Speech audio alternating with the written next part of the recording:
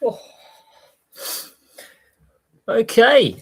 Good morning. It's been a while since we've done any content. There's been a lot going on. I've had a few electrical issues in the flat. We've had some power outages, and we've had some other issues that have impacted the ability for the channel to operate. Basically, um, lot to discuss. Lot to discuss. Obviously, um, in the last 12 hours, FIFA are back in the news, and we've got a lot to discuss about FIFA and the World Cup. But FIFA are back in the news for plans to sell shares in the World Cup, and UEFA have issued a very strong statement. Um, and there could be threats of UEFA boycotting future World Cups, which could pose a problem for FIFA because the next World Cup is being co-hosted by Spain and Portugal alongside Morocco. So the aftermath of the World Cup, there are still lots of negative headlines. Don't paint Infantino and FIFA in a good light. Obviously, there's already the allegations that there were matches at the World Cup where there were dodgy betting patterns, and therefore there's allegations of potential match spot fixing at the World Cup and some suspicious betting patterns. There's allegations, as I say, there. Um, there are allegations around Argentina, Inter Miami, and Barcelona, which can potentially involve Messi and payments of prize money, um, not going into the correct bank accounts. There is a lot of fallout from the World Cup, and now FIFA have announced they are looking into the potential for outside private investment in the World Cup to set a stake in the tournament. That's deeply concerning because FIFA is meant to be a non-for-profit organisation. So the relationship between UEFA and Alexander Serafin, and Gianni Infantino is not good. The relationship between UEFA and FIFA is at an all-time low, I would have thought. There were concerns for some time about the running of the organisation, but hey, who would have thought we would miss Sepp Blatter in charge of FIFA, right? There are just so many questions. We've already had the controversy around the Somali referee not being allowed into the US, the treatment of the Iranian team, ticket prices. Prices for the final, for example, were going at lowest price $7,000 at one point. So ticket affordability. Now, I will admit the amount of empty seats as the tournament went on were less and less. I wouldn't be surprised if FIFA were giving tickets away or heavily discounting tickets in the build up to games to try and fill stadiums. But less overseas fans travelled than hoteliers in the US expected. They did. The halftime show was roundly criticised.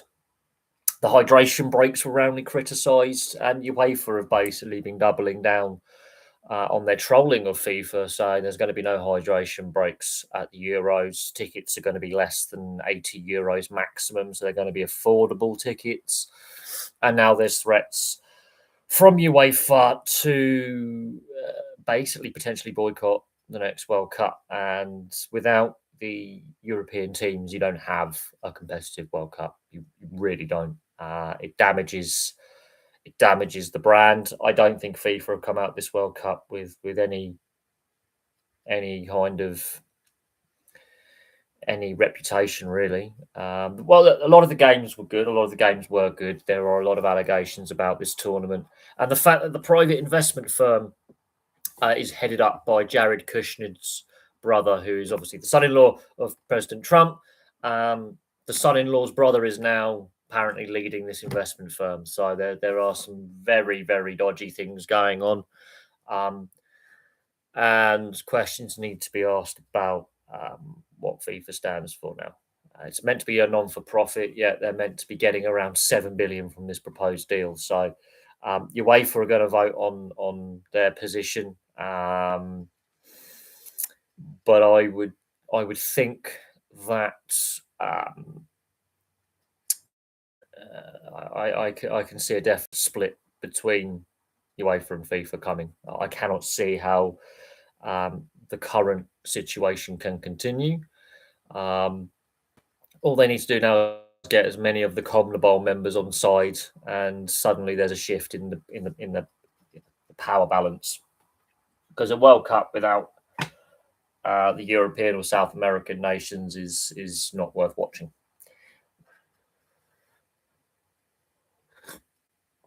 Gotta love a herb tea in the morning. But yeah, that's the situation we currently find ourselves in with the situation between FIFA and UEFA. It's on a knife edge at the moment.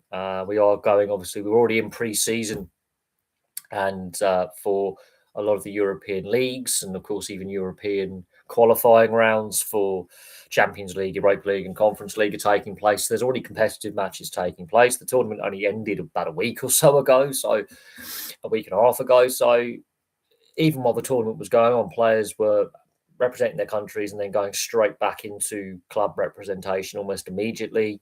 And there's also proposals from FIFA to expand the World Cup even further to 64 teams, which I can't see working at all. I think it was an over-bloated World Cup anyway. I mean, there were some good feel-good stories coming out of the World Cup of some underdogs doing reasonably well, but it is, not necessarily the headlines that, FIFA want. But then the statements from Infantino criticising those that criticise FIFA and his running of the organisation, it adds fuel on the fire. I mean, we came close with the European Super League 5 years ago. This is the international football equivalent. But talking about international football, Jurgen Klopp has now been unveiled as Germany's new manager. So he's left his position at Red Bull and he's gone into the German position, replacing Nagelsmann. And he's made it very clear in his first media press conference that, the press needs to behave better. He's made it very, very clear that you can criticise him and the players, but don't go after, family members for stories. And he's made it very, very clear his relationship with the media is going to be significantly different to his relationship with the media when he was managing Liverpool, for example. So Jurgen Klopp's been unveiled as Germany's new manager. Mancini has been unveiled as Italy's new manager. That's been 10 days of chaos, which has resulted in some resignations from the Italian FA, including Maldini and Leonardo.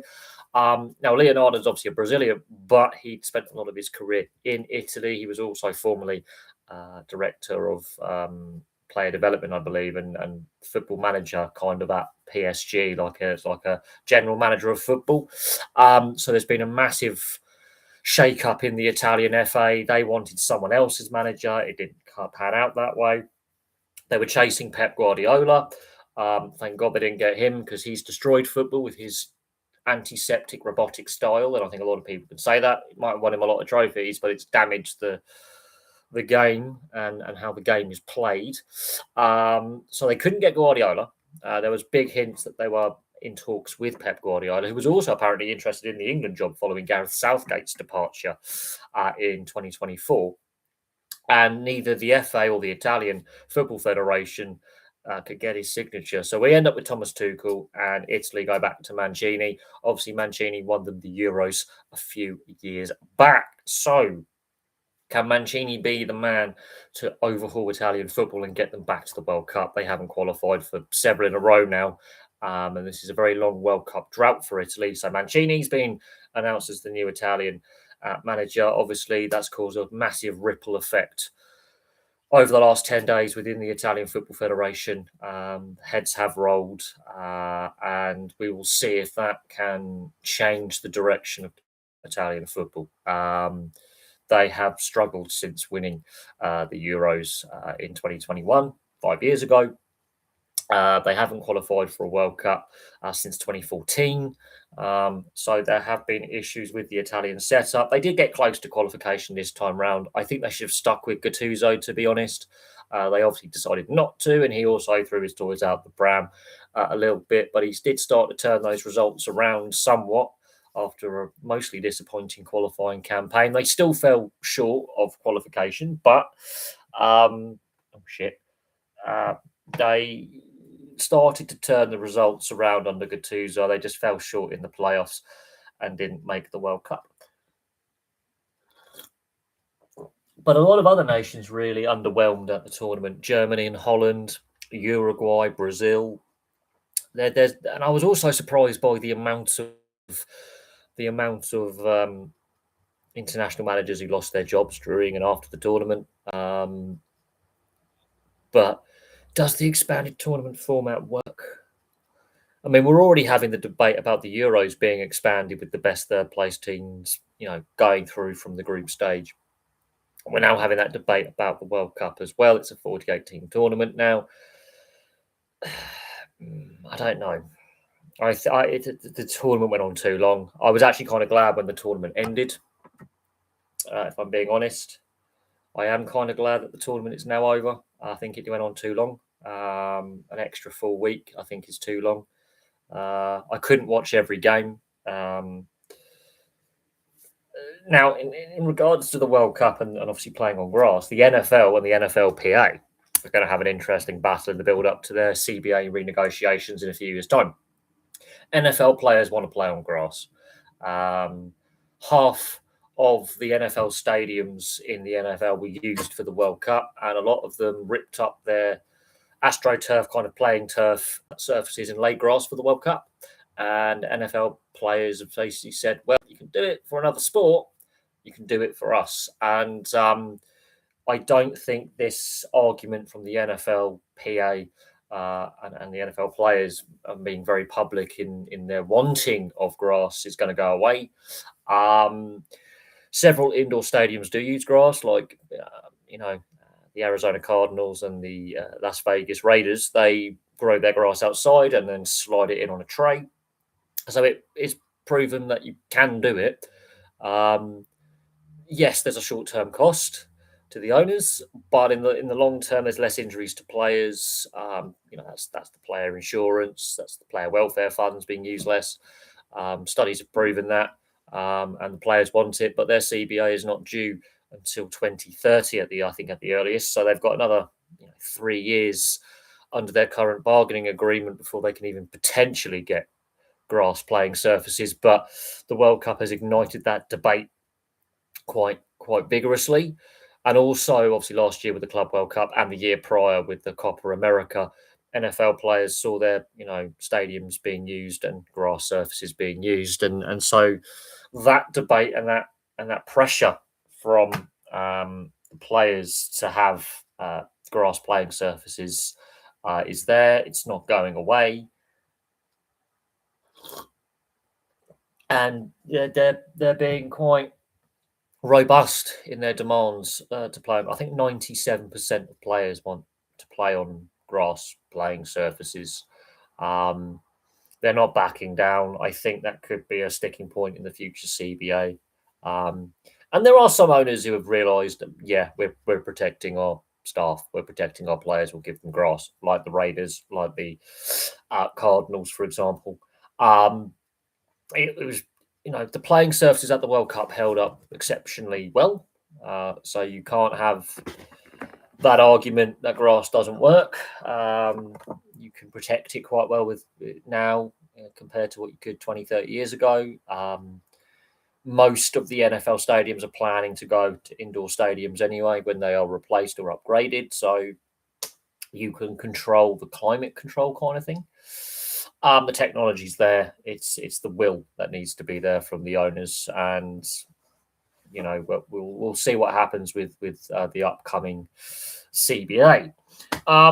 Let's talk obviously NRL. Obviously, I've done a video covering the NRL TV deal. We are getting closer to announce about NRL investment in Super League. We are getting a lot closer about that announcement with the new TV deal coming in. And with the NRL obviously potentially proposing playing State of Origin overseas and games overseas outside of Vegas, it's going to be interesting. I did cover the NRL TV deal in a video. Obviously, it's the biggest TV deal. It kicks in a year and a half's time. It runs for 8 years. So it kicks in 2038. It runs to 2028. It runs 2036. It's worth stupid money. And it'll be interesting to see what the AFL get in their next TV deal, and what's left in the media spending pot. But the NRL has secured its financial future in that regards. In regards to how much fans have to pay for subscriptions and what the international package ends up looking like with the international growth strategy, we shall see. But definitely worth seeing how it plays out. But it does give that kind of financial security. It means more money for the game. How the money will be spent and how the season ends up being changed as a structure, we shall see. When the 20th team gets announced and where that's placed, we shall see. But it's a big TV deal. It's a very big TV deal. And yeah, it's going to be interesting to see what the overseas rights look like and what countries they try and grow the game in and increase the audience. I mean, we were going to potentially see more games overseas outside of Australia and New Zealand other than Vegas. So it's going to be really, really interesting to see how that all plays out. They are in a TV battle, basically, and a hearts and minds battle in Australia. And obviously, with the Perth Bears coming in, that's in AFL territory, with expansion on the horizon, with the AFL looking at getting that Tasmanian team up and running. There is a battle for the domestic TV and fan base in Australia for getting fans through the gate, through the turnstiles, and getting the ticket revenue and the merchandise revenue, but also the TV viewing revenue as well, and viewership figures. So there is an ongoing battle between AFL and NRL in Australia, and it's getting interesting now with the NRL's mega TV deal and the value of that TV deal. And so that's going to be interesting to see how that plays out over the next decade. And when the AFL comes to renew their media rights, what value they get for their media deal, and what do they stay with the same media partners, or do they bring in other media partners as well?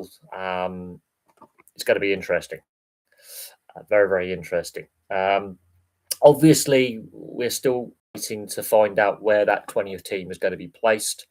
At some point in the next TV deal with the NRL, with what they currently have, that 20th team will be announced. We're looking at around 2029, 2030. So it'll be very early on in the NRL TV deal that we get that announcement.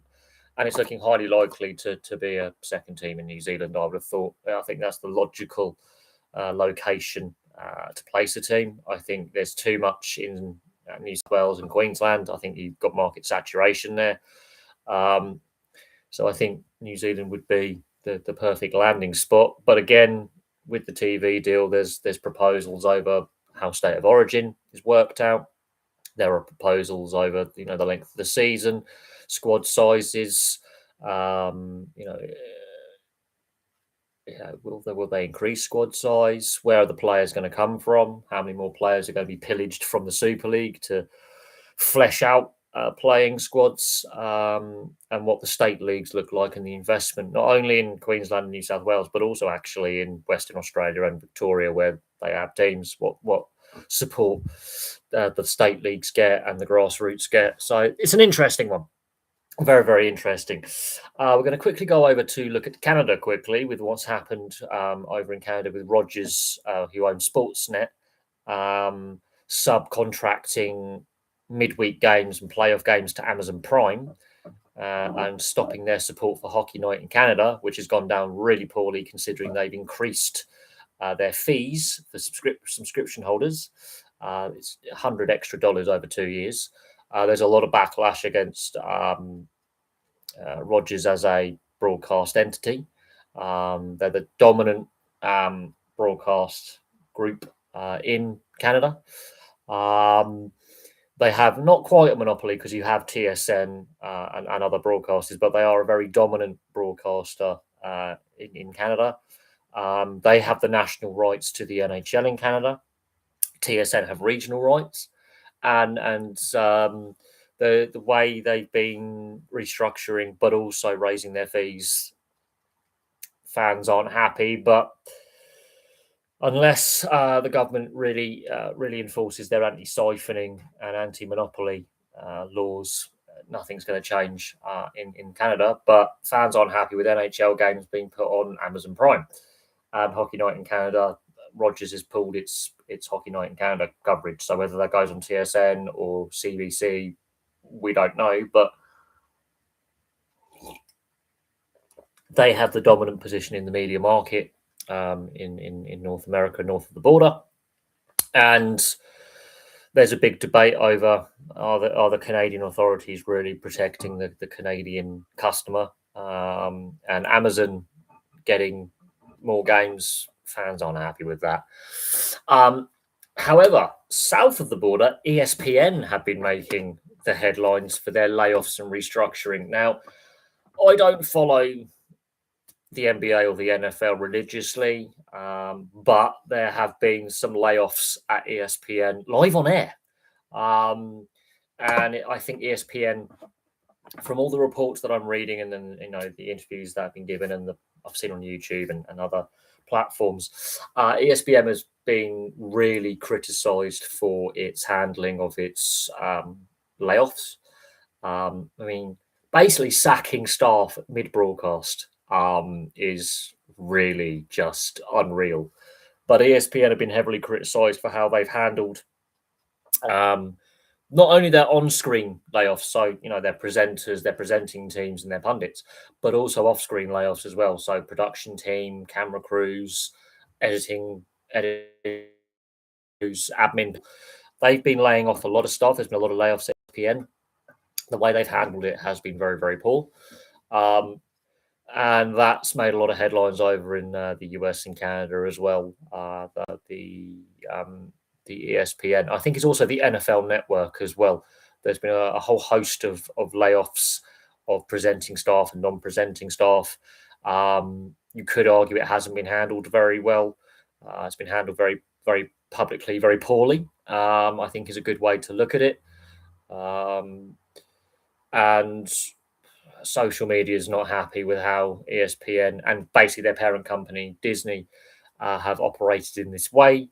And there's been a lot of criticism of how they've definitely handled some of the layoffs and redundancies and how they've gone about it.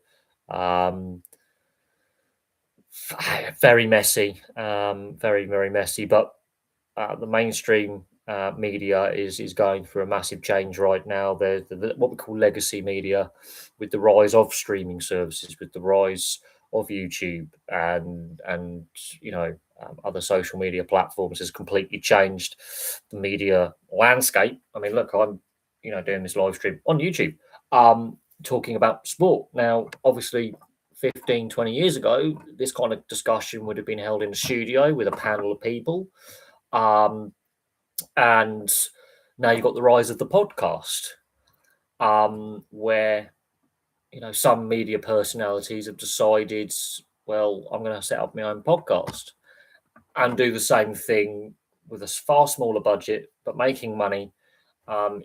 You could do it in your living room, for crying out loud. A lot of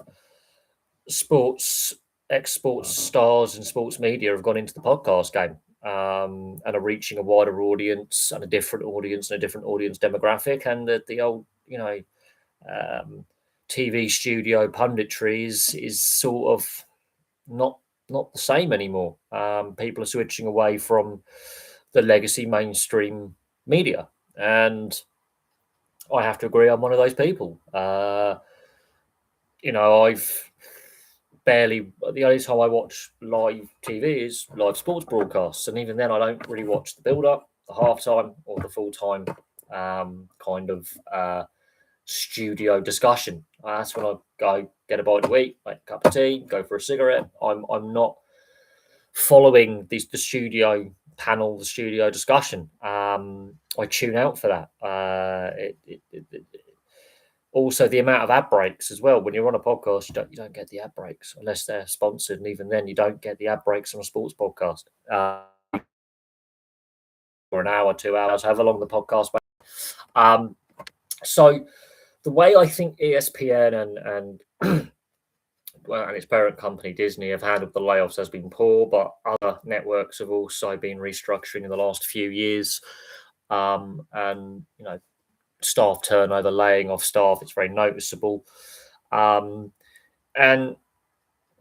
we'll see what happens going forward, if there's any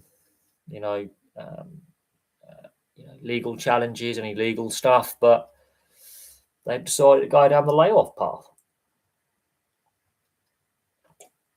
And it's really interesting. Obviously, we got the news of this massive TV deal in Australia for the NRL, and then a few days later, we get the ESPN layoffs live on air.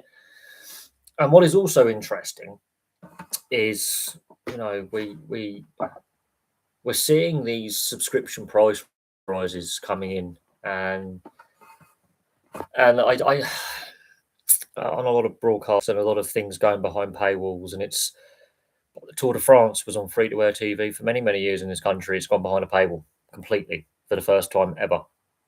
There is no live Tour de France. And that's, I think, gone down badly. So, it is what you make of it. Talking of broadcast news, ITV here in the UK have retained the rights to the Rugby World Cup. So they will be the broadcaster of note here in the UK for the Rugby World Cup next year in Australia. So they've retained those rights. There were those who thought other channels might have, free-to-air networks could have been given an opportunity, but ITV have secured the rights for the Rugby World Cup next year in Australia. Now, we shall see how that plays out. But they've retained the rights. I think they're a decent broadcast. They've had the rights now for the Rugby World Cup for, I think, since 1999, if I remember correctly. They've had the rights for a very, very long time, nearly 3 decades. They do a good job. Could they do it better? Potentially, yes. But they do a good job with International Rugby Union. Obviously, they were criticised in the Six Nations for running ads during play, even if it was when scrums were being set up, but they were criticised for Americanising the Six Nations coverage last year. Obviously, the BBC lost their Six Nations coverage, so it's went on solely onto ITV, and they were criticised for ads in play. Hopefully, we don't have ads in play for the Rugby World Cup next year, because the TV audience will be significantly larger, because it's got World Cup in the title. More people casually watch. The viewership figures for the Women's Rugby World Cup last year were fantastic as well. So we've got this weird kind of rugby championship type of thing going on at the moment. These rugby internationals, that World Rugby are trying to sort of do like a Nations League type thing, like FIFA have done with the football. I'm not 100% sold on it. I think rugby union does have massive financial issues, mostly in the club game, but also in the international game, which, in my opinion, is causing problems. And is this a money-making thing? Does this actually improve the finances of the unions and the club game? I mean, let's be honest, the only country at club level where players can now make any decent money is in France. Japan have now started to constrain salaries on players. I think they've brought in some form of like overseas, player restriction and salary cap. Major League Rugby's contracted, so it was expanding quite well, and then it wasn't. They overextended themselves, so they've contracted significantly in the last couple of years, which is a concern about the future viability of Major Rugby in the US and Canada. The URC, obviously, we know about the issues that the Welsh regions face financially, and what the future of Welsh rugby looks like, we don't know, but it's not in a healthy financial state. English club rugby's in a mess. And so rugby union finances are not in a good position at grassroots all the way up to the unions. Some of the unions are struggling financially. Wales being the major prime example of a union, but there's even money issues in New Zealand and Australia. So ultimately, the ongoing financial structures of the game need to be looked at. It's all is not well in rugby union. Now, rugby league's not in a good position in the Northern Hemisphere either with Super League. Most of the clubs are struggling to make money, if at all. And obviously, we shall see what happens with the NRL investment and what does get agreed and what the future of the Super League and the Championship looks like and what the game is structured like in the future. With the NRL expanding as well, with new teams actually being set up and added, that's going to put a massive strain on the player base. And I do wonder how many Super League players are going to be poached by the NRL to fill roster gaps, because there's only so many players who are playing at a high standard to not dilute the product. There's a fair few players in Queensland and New South Wales Cup who could easily play NRL, but at some point, with the expansion at the rate it's going to be coming in the next 3 to 5 years, that's 3 new teams. That's 90 to 120 extra players required. If you think about it, with squad size, that's going to seriously dilute the product that fans see, and the quality level will suffer in the short term. Now, in the long term, obviously, that's going to encourage more kids to play the game, more fans through turnstiles, money to the pathways, more career opportunities, and the RLPA will want extra members because it gives them a bigger voice when it comes to the negotiation table for the CBA negotiations. But expansion, there is that argument it dilutes, and you have to look at player development and player pathways, and some teams are better at it than others, but it will also mean more chances for players to reach the NRL. At the same time, those pathways and structures will not be in place for the Bears or the Chiefs or that second New Zealand team. It will take a good while for those pathways to start working and then bringing the talent through. So there will be a period where there's going to be poaching of players from Europe and promotion of players who aren't quite first grade standard, and there's going to be a dilution of the quality of the product. It's plain and simple. Right. So I think where we're at now, I think I've covered every major.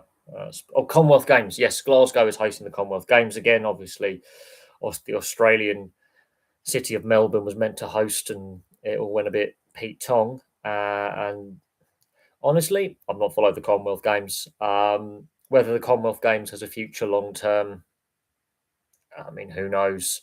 The Gold Coast Commonwealth Games wasn't great in 2018, if I remember. There was a lot of issues with the Gold Coast Commonwealth Games. Melbourne, obviously, the costs ballooned, and hence why Glasgow stepped in, and they've contracted the games a little bit. They're using a lot of the facilities that were left over from 2014, so they got that usage legacy. But Commonwealth Games,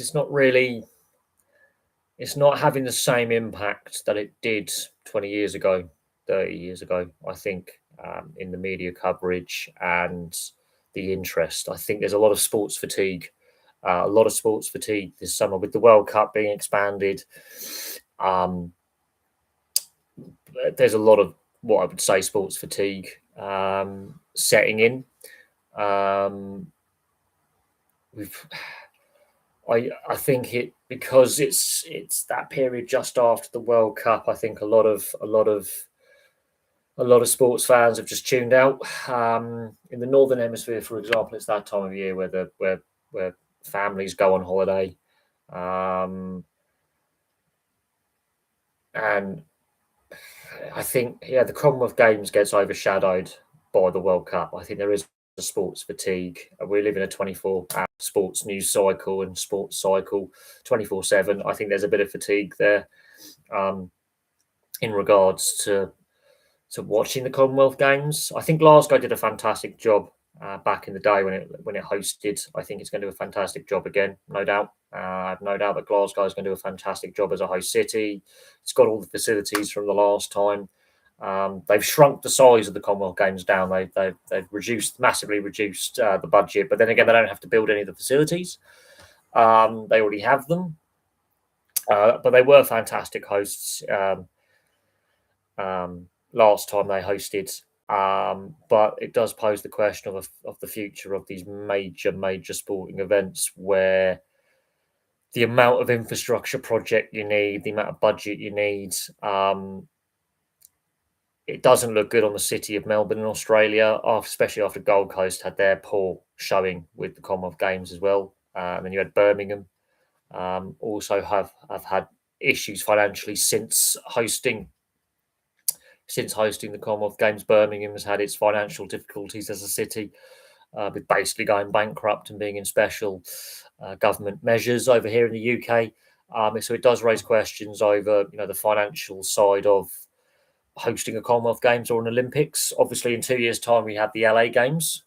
And again, Los Angeles, as part of their bid, are trying to reuse as many existing facilities as possible to reduce the cost. It's been very, very noticeable that LA are trying to reduce the cost as much as possible on the city and the county of Los Angeles by reusing as many sporting facilities that already exist for the Olympics. Otherwise, they're trying to cap cost as much as possible. But as we saw with the FIFA World Cup, ticket prices and accessibility are going to be very noted. And of course, there's been a lot of political discussion around the World Cup, and now you've got the Olympics coming to Los Angeles. Then you've got a Rugby World Cup, 2 Rugby World Cups in the 2030s coming to the US. So there's a lot of things going on in the background where the US is going to be hosting a lot of major big sporting events over the coming next 5-6 years. Also, I think a lot of locals in the US, Canada, and Mexico loved the overseas fans for the atmosphere they brought and the energy they brought, but they didn't come in the numbers. Good morning. Yes, I decided to do a morning live stream, partly because I've got a week off work, and it's going to be a hot day today, so I'd rather get it done now while it's cool before it becomes an oven outside. It's going to be very hot today. Still no rain. My take on the World Cup? Well, I didn't watch every game.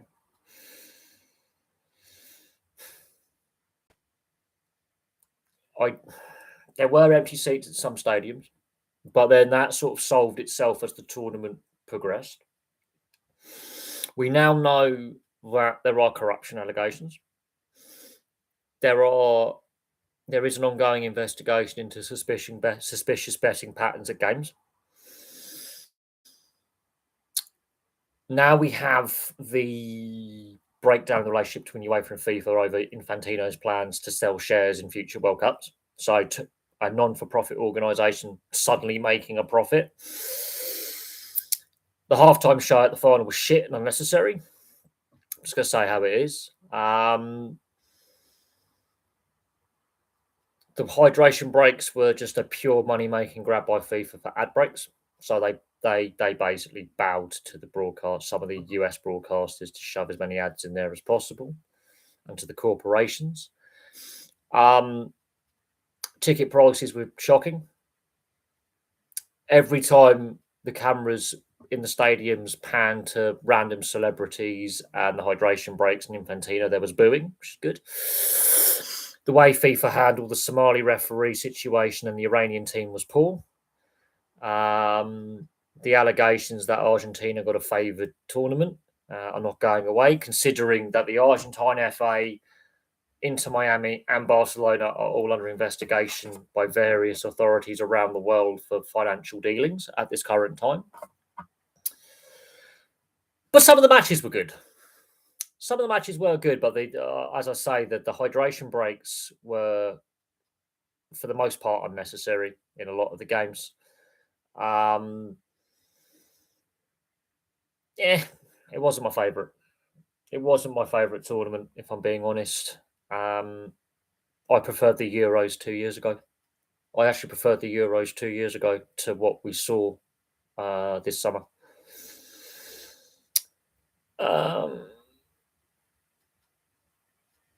Yeah, I mean, the concerning thing that's come out is after the tournament ended a week and a half ago, within a day or two, I think it was beginning of last week, it was, oh yeah, there are investigations into suspicious betting patterns at games.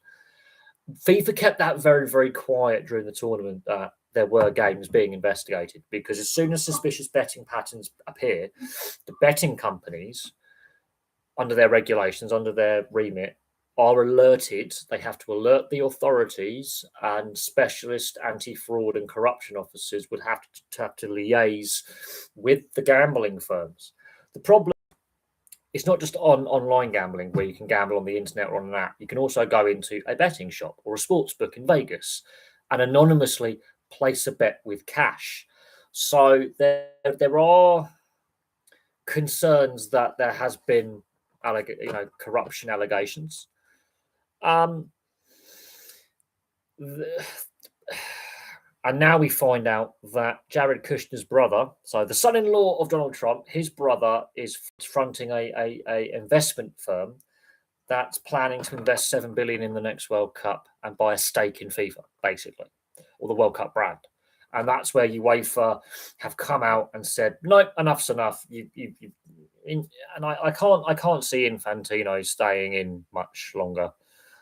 If UEFA and its nations pull from the World Cup, you just lose your international audience, because that's what the North Americans and Asians watch, as in the fans. They love the European club football. They want to see the best players. The best players play in Europe. And if the UEFA go, we're not going to be participating or sending clubs or nations to any FIFA sanctioned tournaments like a Club World Cup or a World Cup. Yeah, I think that's the problem. The relationship between FIFA and UEFA has been poor now for some time, even dating back to before the Russia World Cup. So after Sepp Blatter was sort of unceremoniously dethroned, and even Platini. Now, Platini's been challenging some of his convictions, and there could be retrials there. But I can't see how Cape Verde versus Spain was fixed. Spain played poorly in that game. Cape Verde defended very, very well. And how can you tell a goalkeeper, you've got to save everything? Because Vizinha saved everything. You had a goalkeeper standing on his head in that game. I would say any game, I think all the games could potentially have had suspicious betting patterns. Now, it's alleged, so this is Argentina throwing a fit, because they had to play both Cape Verde and Spain in the tournament because of that result, because of how the group stage panned out. If Capo Verde had actually scored that header at the other end, we could have had a different final. We could have had a different knockout stage, because Capo Verde would have finished higher in the group, had a better goal difference than other third place teams, for example. And the knockout stages could have looked significantly different.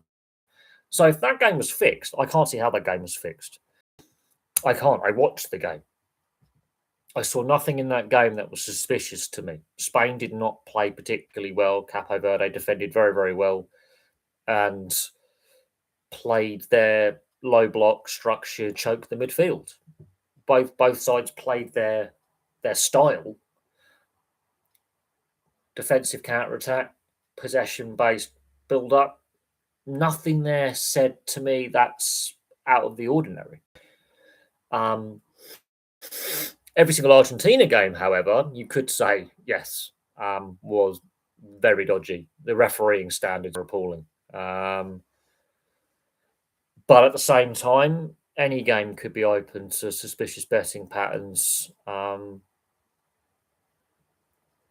mean, teams getting knocked out at various stages. I mean, who would have had in the second round, basically Germany and the Netherlands getting knocked out in the first knockout round, Uruguay failing to get out of the group,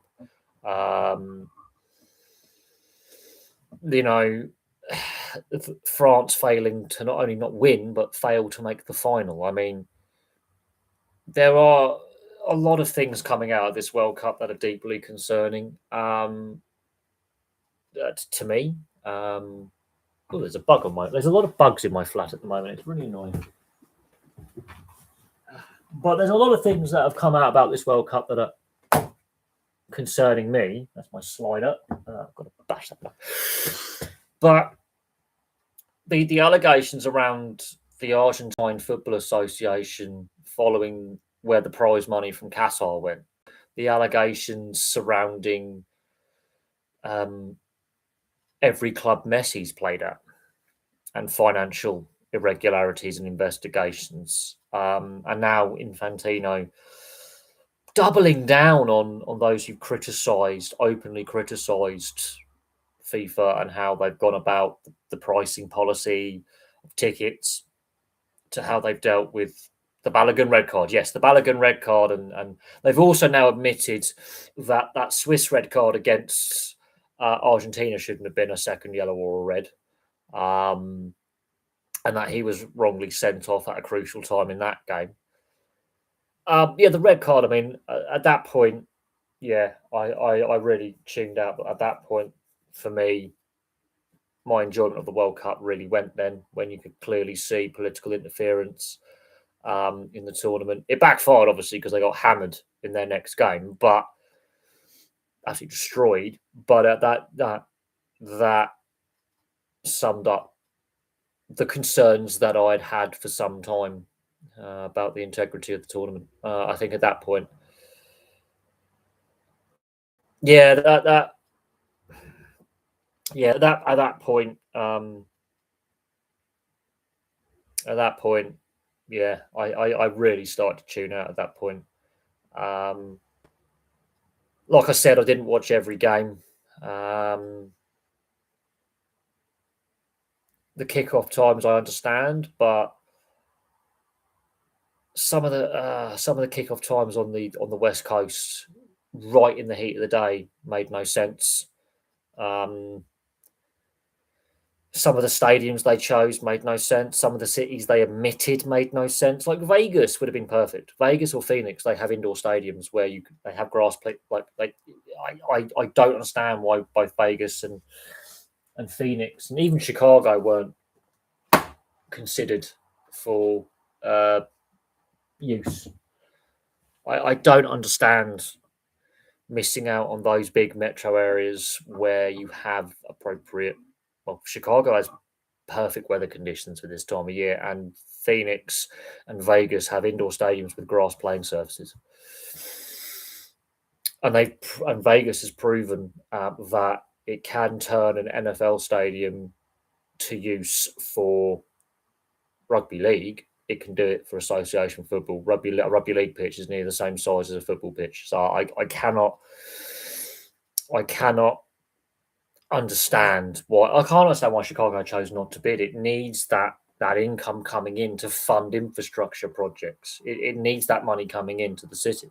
I know some cities pulled out of bidding because of associated costs. I understand that.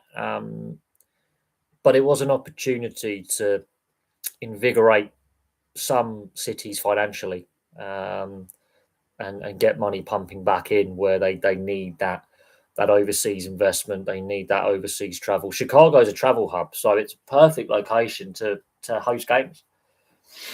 So that one was a bit of a head scratcher for me, but they chose to bid. I think it was a few other cities that were interested that then ultimately chose to withdraw their bids. And that is totally fair. This is a big expense, and you're not guaranteed to get the fans in. And to get your stadiums and your infrastructure up to speed is expensive. it is expensive to host a major sporting event. I think this is why with the Los Angeles Olympics, they're reusing as many existing facilities as possible. They're trying to save money in order to make money, and as we've seen over the last, I think since 2004, the Olympics hasn't made money. I need to sit like this. It's so hot. God, the weather's horrendous. The weather's horrendous right now. I mean, another hot day. Another hot day. We haven't had any meaningful rain where I live now for nearly 2 months. It's like 7 weeks without any meaningful rain. I'll go back to work next week, and the weather next week is looking much the same as this week. So I'm not looking. I'm just going to quickly check the weather. But yeah, the weather next week is looking very, very similar. It can't. I don't know how much longer we can sustain these dry conditions. Oh no, we might get a bit of rain next week when I go back to work. We might, hopefully. Let's have a look. We have not had rain, and I do stress this, for 2 months as of next week. Really, we've had a bit of drizzle. We got a passing little bit of drizzle, but what's it saying? Oh, we get rain on Tuesday, and that's it. And then it's as you were into August. That is insane. That's mad. What's it saying today? Generally clear, hot, winds. Oh God, I'm not looking forward to this. Shit. What's it saying about Tuesday? Showers, warm, 50 showers, warm, but then that's it. And then it's as you were. Fucking hell. I'm really not looking forward to the rest of this summer at all. Not looking. It's already 21 degrees Celsius at 8:15 in the morning. I just that's insane. I mean, that's just mad. There's a potential for a few. What's this? There's a potential for a bit of rain tomorrow. Hopefully, he says. Not. I'm just having a look. What's it saying? Just looked up why Chicago didn't bid. The mayor at the time said no because FIFA wanted the taxpayer to completely foot the bill. Yeah, there was it was over the costing for security, transportation, stadium upgrades. Yeah, there was several other cities that in the build up in the weeks and months building up to the tournament, like the New Jersey Transit, for example, and the price hikes. There were several host cities that were not happy with the agreements that had been signed back in 2018, and that's why we saw transportation fees go up. And that also angered a lot of locals who weren't necessarily interested in the World Cup, seeing their let's say if they've got a metro system in the city that they live in, their tickets, the price of their tickets go up. Well, technically, Indiana, it's still in Chicago land. It's still in, I think it's East Chicago that the Bears are going to end up in. So it's still in the Chicago metro. It's just not in Illinois. It's in Indiana, which is, you can still see the Chicago skyline. But I do think that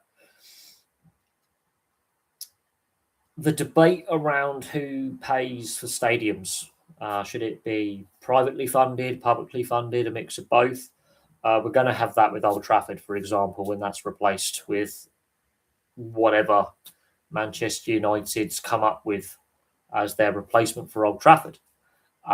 Who pays for stadium infrastructure? Now, the Emirates Stadium was all privately funded, but Manchester United want to replace Old Trafford with a publicly funded stadium. And that's going to be really interesting if there's backlash against that, because the costs are going to balloon. They're going to balloon. Someone's going to have to foot the bill. and it will be the taxpayer. Now, whether that's the taxpayer in Greater Manchester with their council tax or wider taxpayer across the UK because it's a government infrastructure project,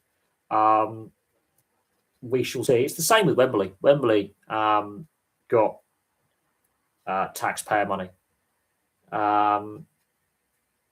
to help fund the rebuild of Wembley. There was taxpayer money used in that stadium project 20 years ago. It's the same with the Olympic bid, and the Olympics when in the build up to hosting the Olympics, a lot of taxpayer money and some private investment, but a lot of taxpayer money was pumped in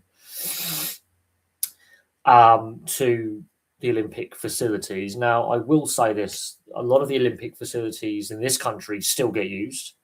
Some of them are profitable.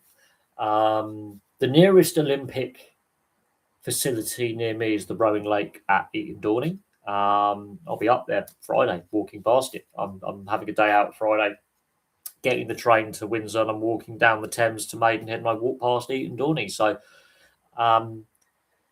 the facility there looks fantastic. It is fantastic. It regularly gets used for competition. It's a fantastic facility. Obviously, the Copperbox Arena gets well used. Obviously, the Olympic Stadium gets well used. You've got that spiral kind of tower, which is a tourist feature. I don't think that's made any money. I don't think it's made all the money back yet, but that still is a tourist site that attracts people from not just around the UK, but around the world. And compared to other Olympic Games like Rio and Athens, for example, a lot of the facilities are getting regular use. So there is that Olympic legacy we, talk about. Now with LA, they're reusing as many facilities as possible. They're not building any. I don't think they're building any new facilities. I think all the facilities, for the most part, I think there might be a couple that they have to build, but for the most part, they're reusing as much infrastructure that already exists in the LA metro. The Winter Olympics that we just saw in Milan and Cortina, most of the facilities apart from the ice arena already existed, for example. I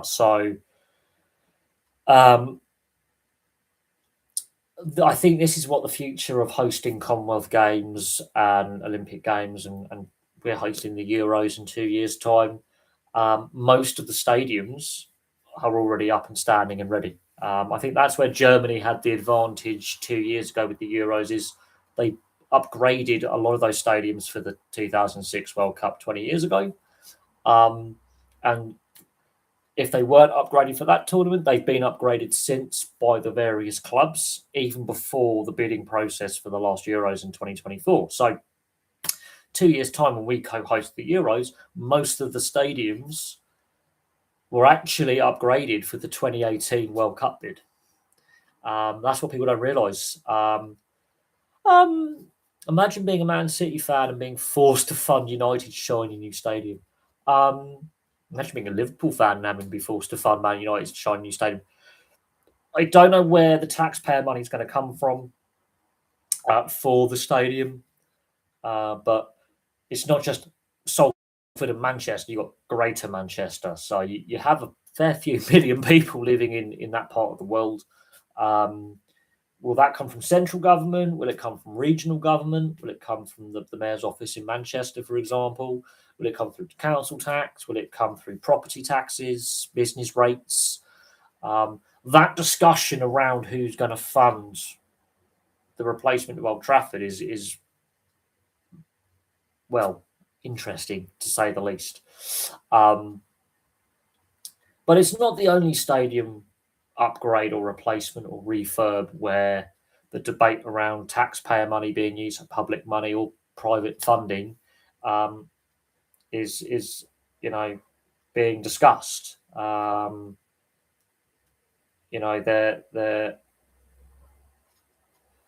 think the only thing that needs to be built is Olympic Village, but that will be a housing project to then be sold on for low rent housing. That's what they did with the Olympic Village in Stratford.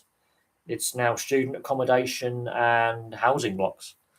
So that will be interesting to see how that pans out. I know in other host cities, it's been turned into hotels and low rent housing, some of it private housing, and sold off.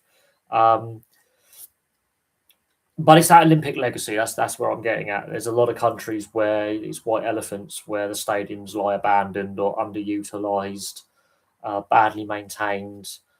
Athens, for example, loads of the facilities from the Athens Games in 2004 are now lying in ruins, or badly maintained. Brazil, Rio, same again. Um, and that is the risk, is that the facilities don't get used following the Olympics, and they become a cost onto the taxpayer. I forget, it's the Montreal Olympic Stadium. They can't demolish for some reason, and they can't really upgrade it. It's the Montreal Stadium from the '76 Games is sitting there, and is a massive money pit. I think Tokyo. I think they obviously, the Tokyo Games is an interesting one. Same with the Nagano Games in '98, where they had the Winter Olympics. Some of the facilities are still getting used from Nagano, but I think there was a big protest movement into the build up to that Olympic Games, even before the pandemic hit, about cost. They were hosting the Rugby World Cup the year before, which they did very, very well, by the way.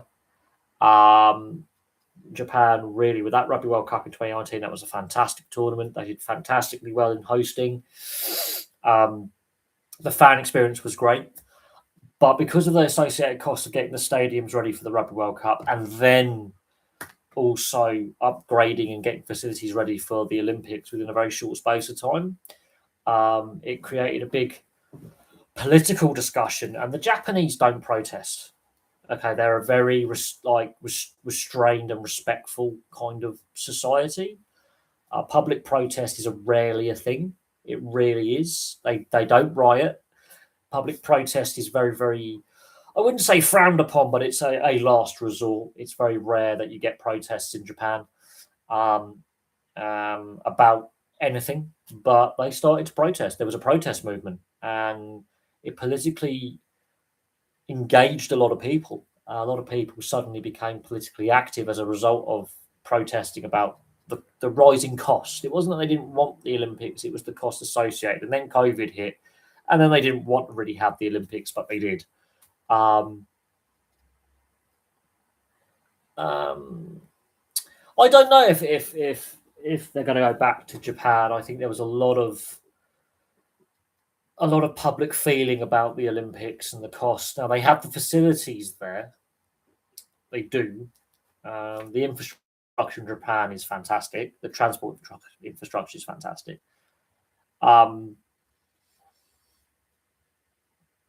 But I think with the way the build up to the last Olympics was handled, there were some corruption allegations as well. The cost ballooned, which has had a big impact on the political landscape in Japan as well. There were some political resignations out of that. We shall see. We shall see. But there was definitely a frustration with the organising committee, the costs associated. Then COVID hit, and then locals didn't want the Olympics to take place because of, the ongoing public health emergency. I think it's a good way to describe it. And ultimately, they pulled it off. It wasn't the best Olympics. I think everyone can agree on that.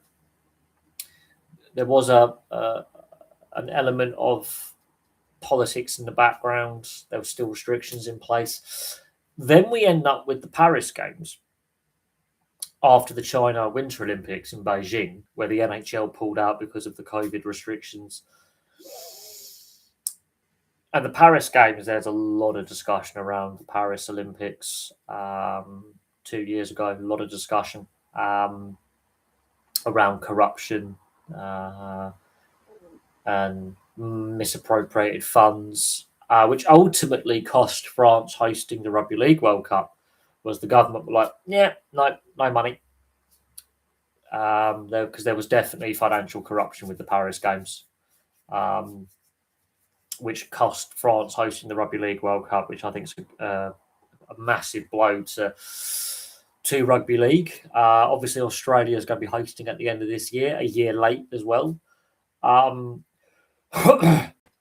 So there is that knock-on impact of the situation there. And of course, with the last Rugby League World Cup being delayed and COVID and crowd numbers not being great and losing money, which has had a knock-on impact on rugby league in England and France financially because of the losses made.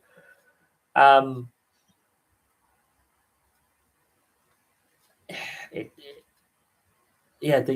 discussion around, infrastructure spending and hosting operating costs of major tournaments and Olympic Games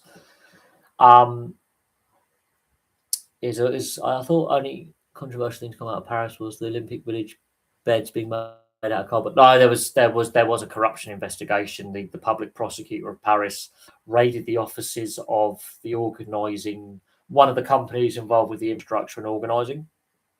I think about a year before. I think it was 2023. It might have been beginning of 2024, but in the build up to the Olympics, there was a criminal investigation opened into embezzlement in regards to the spending of the money, basically. There were other controversies around that World Cup as well, Olympics, but there was a corruption investigation opened by the Paris prosecutor's office, I think 2 or 3 years ago, into financial corruption. Basically, there was money that was disappearing from budgets that could not be explained. I think it's the best way to look at it. I remember doing a video on it. It's on the channel, I think. There were other controversies out of that Olympics as well, but as a result of the overruns on the Olympics, obviously France was meant to host the Rugby League World Cup last year as a replacement for the US, yes, and now Australia's had to, step in. So there was a lot going on, I think, at the time,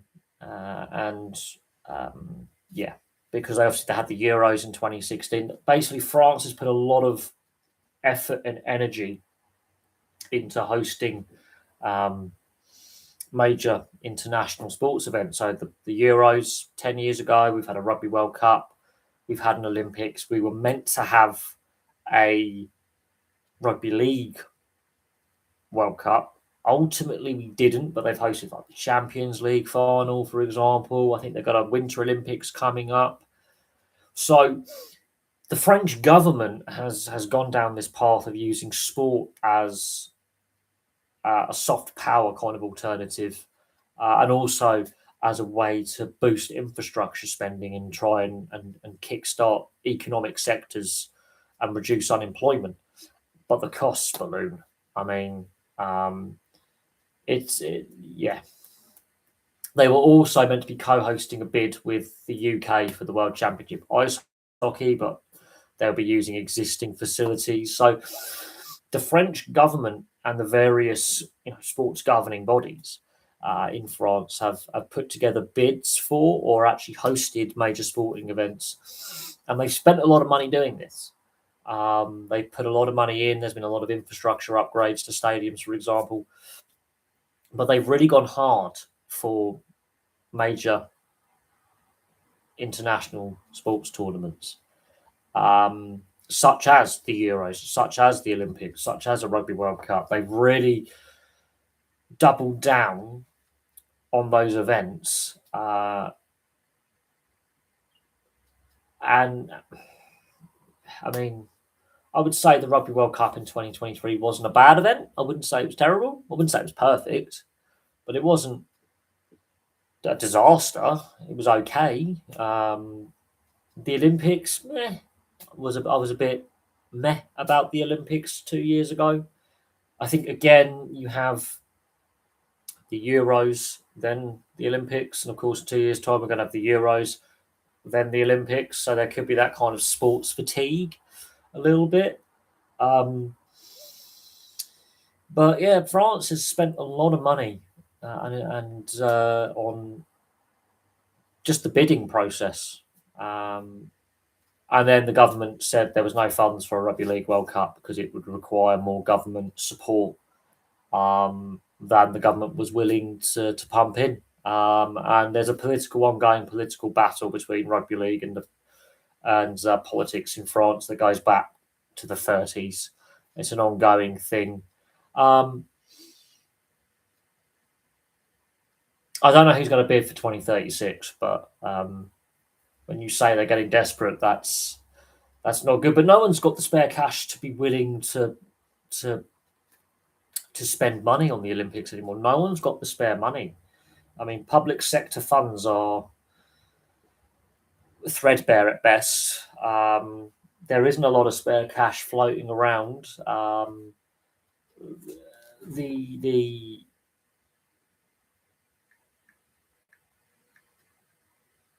There just isn't the money available.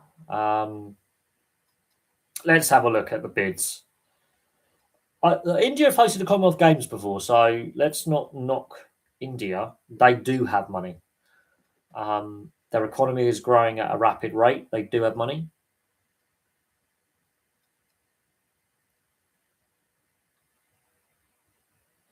I wouldn't be surprised if India get it. Let's have a look. Bidding process. Let's have a look.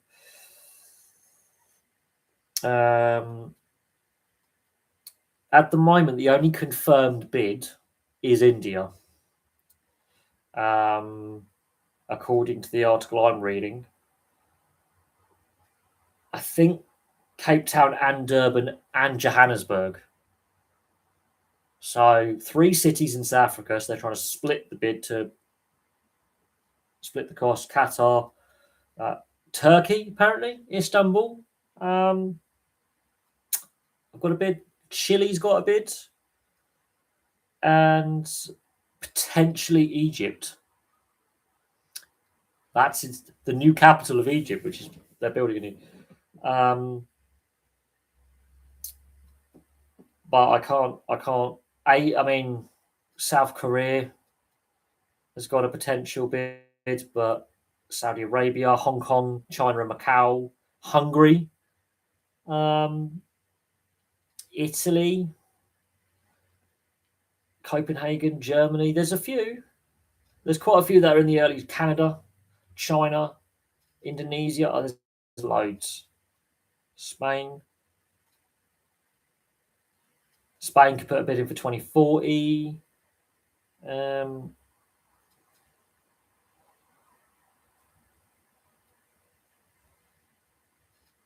Potentially, London could put in a bid for 2040. Poland might do. There's oh god, there's loads. That's insane. But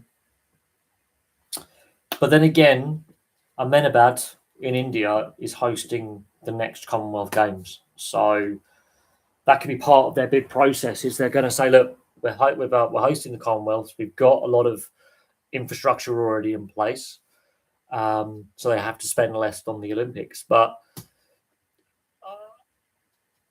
it's the cost associated. There's a reason why Los Angeles is reusing as many facilities that already exist in the LA metro. They're trying to reduce operating cost or infrastructure cost. They still need, I think, to massively upgrade the LA public transit network. Massively. I don't think it's up to the standard required for the Olympics. So there needs to be infrastructure investment. But the fact that, like, you know, some of the countries in the bidding process, I can see South Africa having a strong bid because they want to split it over 3 cities rather than just one. So to split the cost over the three capitals. Well, Joburg isn't a capital; it's Pretoria, but they want to spread it over the 3 cities, which could be very interesting. I think that's a future of what the Olympics could look like. What we saw in Milan Cortina was having it split over 2 cities in Italy, and that worked rather well. So we could see a multi-city Olympic kind of structure in the future. But we'll see what happens. I mean, India has, I say, hosted the Commonwealth before, did quite well when it last hosted the Commonwealth. So I can't see that being an issue. I think India would have a strong bid. They're already hosting the Commonwealth Games in 4 years' time, which puts them, I think, in a much stronger position to say, look, we've got facilities already. We've got experience of hosting major sporting event in this city. You know, they'll have that experience, and they'll have a fair bit of the infrastructure already in place, which would aid the bid process to say, look, we've already got facilities here. It's going to cost us less money to get the other facilities up and running, etc., etc. But it's going to be interesting to see what the Olympic Games in 2 years produces. We're 2 years out. You know, there is a lot of unknowns, I think is a fair way to look at it, in regards to issues that, you know, Los Angeles might have to deal with between now and, you know, 2 years' time, 2028. There could be cost overruns, even though they're trying to reduce the cost overlay. I have no doubt that it will go over its anticipated budget. I think there still needs to be massive transport infrastructure improvement with the LA Metro. That needs to be brought up, I think, massively improved and worked on. I think everyone can agree on that. I don't think public transportation in the LA Metro is very good. There was a lot of complaints, obviously, during the World Cup about the public transportation in Los Angeles being a bit of a negative. But it's going to be interesting to see when the bidding process for these upcoming Olympics is done and the bids are submitted and voted upon by the IOC. I remember the day that in 2005 when London was granted the Olympics over Paris.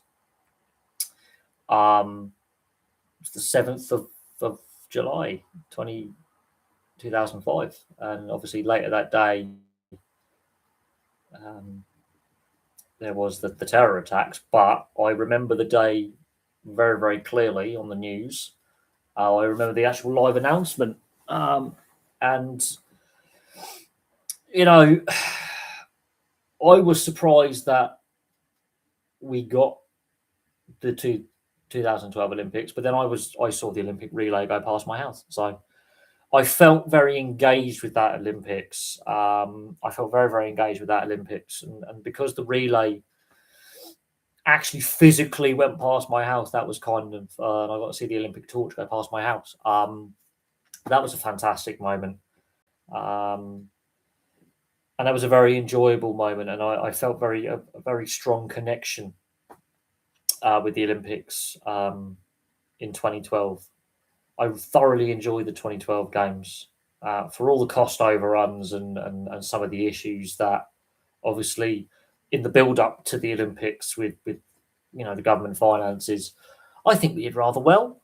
I think a lot of the Olympic facilities are still getting used today, so that Olympic legacy works.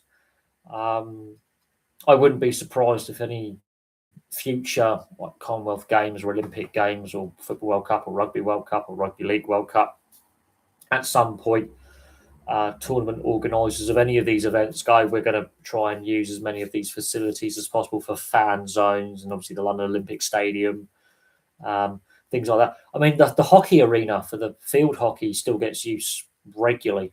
So there is definitely a positive outcome for those Olympics all those years ago. Is it 14 years ago? It's 14 years ago, isn't it?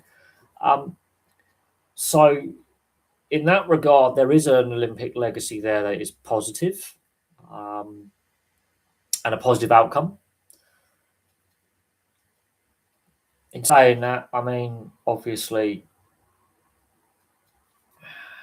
there were some cost overruns with the Olympics that meant it didn't make as it didn't make money, but it made less of a loss than previous games, which I think could be classed as a positive. There's still a massive discussion about that Olympics being one of the best Olympic Games ever, and then that's out there whether it actually is or isn't one of the best Olympic Games of all time. It's one of the least controversial of all time. It had the least controversy, I think, for Olympic Games, at least in my lifetime. But time moves on. It looks very likely that we're going to bid for the 2040 Games. I think that's basically what has been hinted at, is that if London doesn't get 2040, then there'll be a bid from the north of England for an Olympics in 2044 or 2048. So there is definitely a local and national government policy to bid for an Olympic Games in the 2040s. The initial plan was 2036. That hasn't proven to be feasible.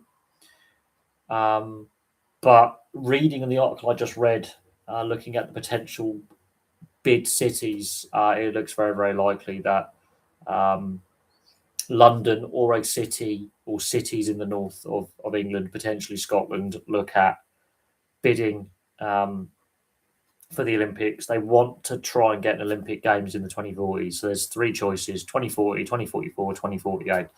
Now, if they do that, if they do get an Olympic Games in 12, 14, whatever years' time, 16 years' time, whatever it is, it will be interesting to see,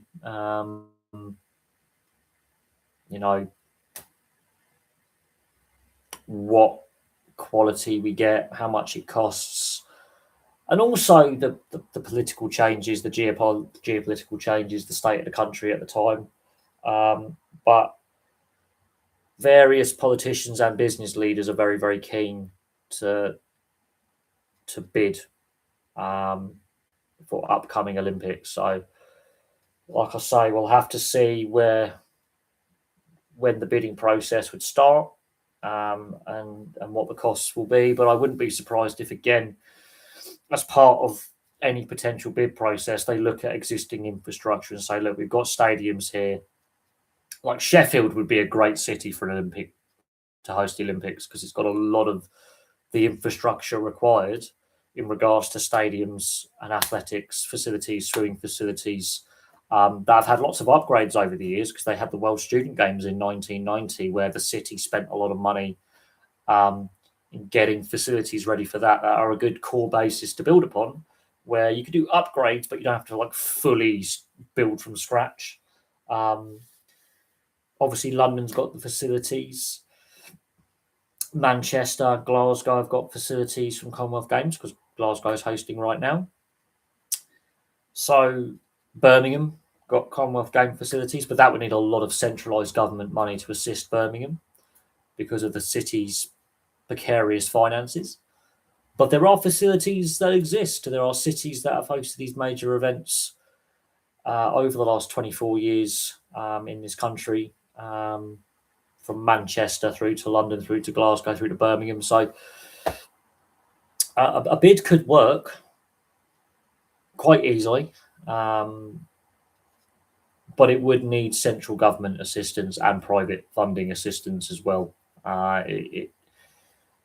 Otherwise, it won't get off the ground. The cost is going to be a huge cost.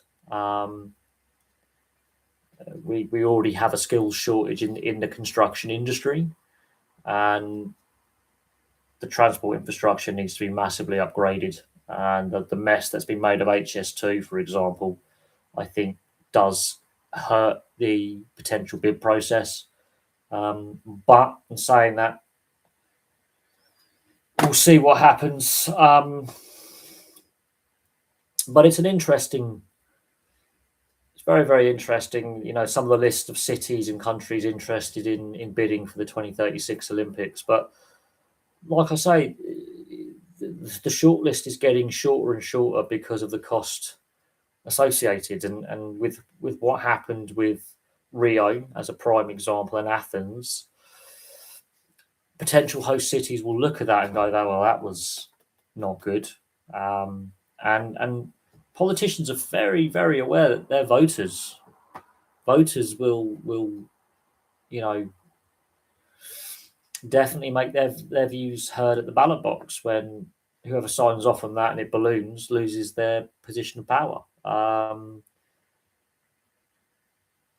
So, like I say, we'll see what happens. The IOC, much like FIFA, is never far away from a corruption allegation either. There's been a lot of scandals involving the IOC over the last 30, 35 years in regards to bidding processes for Olympic Games, hosting of Olympic Games, organising committees, corruption. There has been, the IOC's had its fair share of negative headlines. At the moment, FIFA's dominating the negative headlines in the sports administration world. But no, we'll see. How preparations go for the LA Games in 2 years' time. I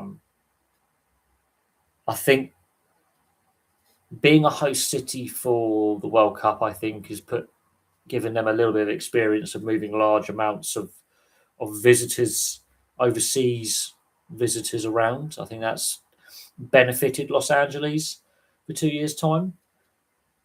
I do think the cost to fans, the ticket prices is going to be interesting. The negative reaction that FIFA's had to its ticketing policy. That's going to be very, very interesting to see what proposals they have for ticket prices for the Olympics. And then you've got the Paralympics as well. So accessibility, disability accessibility is going to be interesting. And again, we'll see what happens there. There was another thing that I found very interesting, another article I found very interesting yesterday. I was reading up the 100. The 100.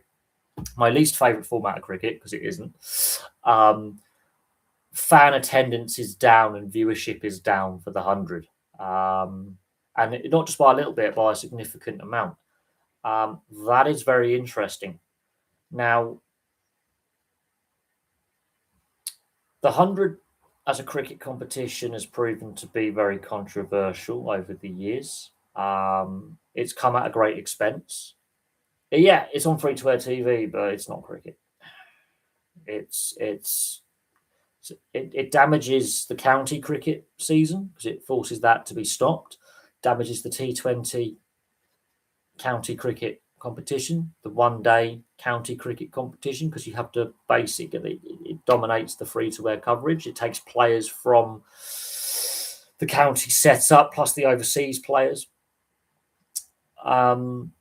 But viewership is down and attendance is down, and noticeably so. I can't remember the percentage change, but it's a significant percentage change.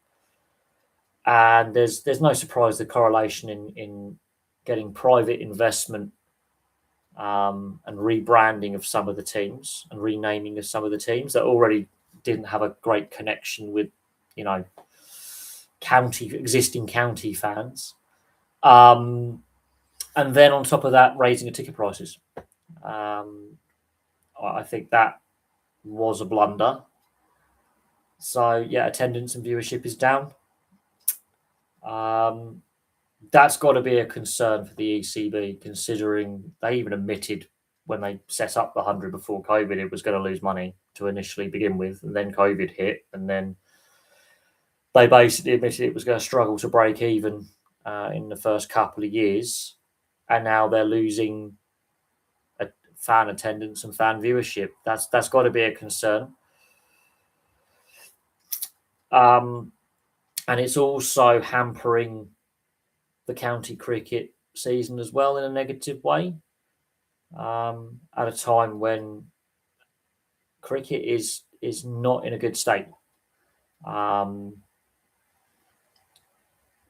are problems with cricket as things currently stand. Now, I do think the one day and the T20 competitions do very, very well.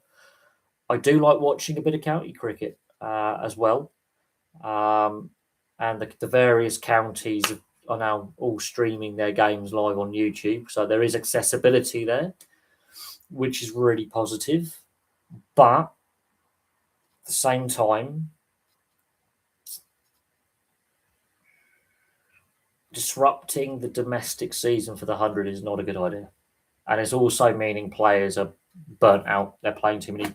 We talk about load management a lot, but when you've got this made up hybrid format, this new comp, when you already have a T20 and a one-day comp for white ball cricket, which I really enjoy watching, by the way, and the test side's going through massive changes. We don't know who the new captain's going to be. We don't know who the new coach is going to be. Bazball was proven to be a very toxic failure. And the concerns I had back in 2017 and 2018 about Ben Stokes have proven to be true because he likes to drink too much. And how many more off-field dramas is Ben Stokes going to have? I don't think he should have ever been made captain, replacing Joe Root. I think he got very lucky way back when, I think it was 2017 or 2018, with being charged with a fray and not GBH or ABH. If he'd been charged with aggravated or grievous bodily harm, I think he gets a custodial. Or if he'd been charged with common assault, I think he gets sentenced. Being charged with a fray, while it carries the longer sentence, it's harder to prove in a court of law.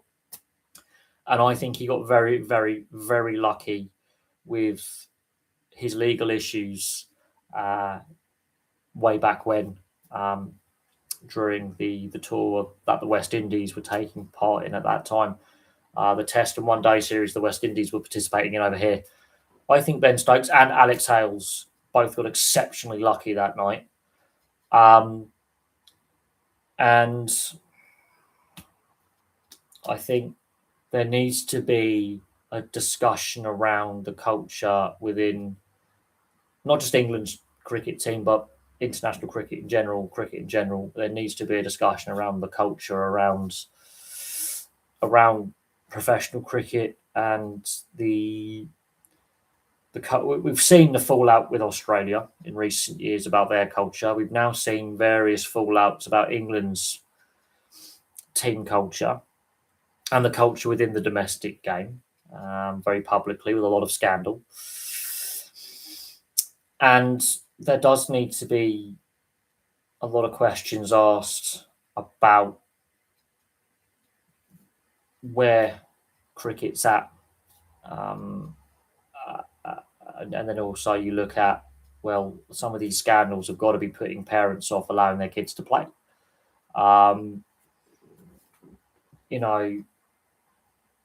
That has got to be a concern. Now, Ian Botham did face similar scandal back in the day. There were some legal issues he also faced. And there were question marks over whether he should be captain at any point. And he seemed to recover from those issues. But there's been a lot of headlines and a lot of stories coming out from past and current players about the culture within the sport. And there has to be a point where that's got to be impacting youth participation and parents willing to sign their kids up for, local clubs to play. And that obviously has a negative impact on player development and fandom and growth and investment. It's the same with rugby league and rugby union. We've heard of a lot of stories coming out about some of the scandals involving rugby league and rugby union players. And I do think, again, not just the fact it's they're the brutal contact sports, but these negative headlines coming out about player behaviour, let alone those players who struggle in retirement with health problems. And you hear these negative headlines about player behaviour off the field, and I think that also hurts the public perception and turns parents off allowing their kids to play. I think the worst year for rugby league was 2017, 2018. That was the worst period for both the NRL and Super League with player scandal. That 2017, 2018 off season was just allegation after allegation, scandal after scandal after scandal. And Jack de Belin, I think, was the fall guy for the no fault, no stand down policy. I think potentially, when all is said and done, he could take the NRL to court over that. But there's been a lot of legal proceedings in the Jack de Belin case. There's been a lot said about the Jack de Belin case and subsequent related legal cases. But the damage done to the image of the sport throughout 2017 and 2018 and into 2019 was quite damaging. Now, there's still, player misbehaviour off the field, and I wouldn't be surprised that at the end of the season or in the off season we have more players caught misbehaving during Mad Monday and in the off season. Thankfully, there hasn't been too much player scandal this season off the field as at the moment. Although I wouldn't be surprised if at some point, a player does something stupid. Rugby union, the same. There have been some player scandals, and it does, it does definitely damage the image of the sport when you have player misbehaviour, and we need to have a discussion about dressing room culture and club culture and getting with I would say there's definitely still a drink culture within both rugby league and rugby union and cricket. There's still that have a drink after the game, and excessive drinking is still a thing. So team parties like Christmas parties or end of season barbecues, they do tend to get very alcoholic and very out of hand. I think there does need to be a bit of common sense applied, and unfortunately, you've got a very, very large group of very competitive men in an environment, and as we've seen time and time again, there are these incidents that get into the public consciousness. They make public news. They make news. They go on social media. It goes viral. It then becomes, well, player X is suspended for X amount of time. for misbehaviour, blah, blah, blah, blah, blah. But then there's the more serious allegations as well. And I think cricket, with what happened with the breach of curfew with Ben Stokes and his teammate, which ultimately led to his dropping from the Test side, the embarrassing series against New Zealand, Brendan McCullum losing the Test coaching job, Stokes retiring from international cricket. It raises questions about what's actually happening behind closed doors there, and what standards are being set.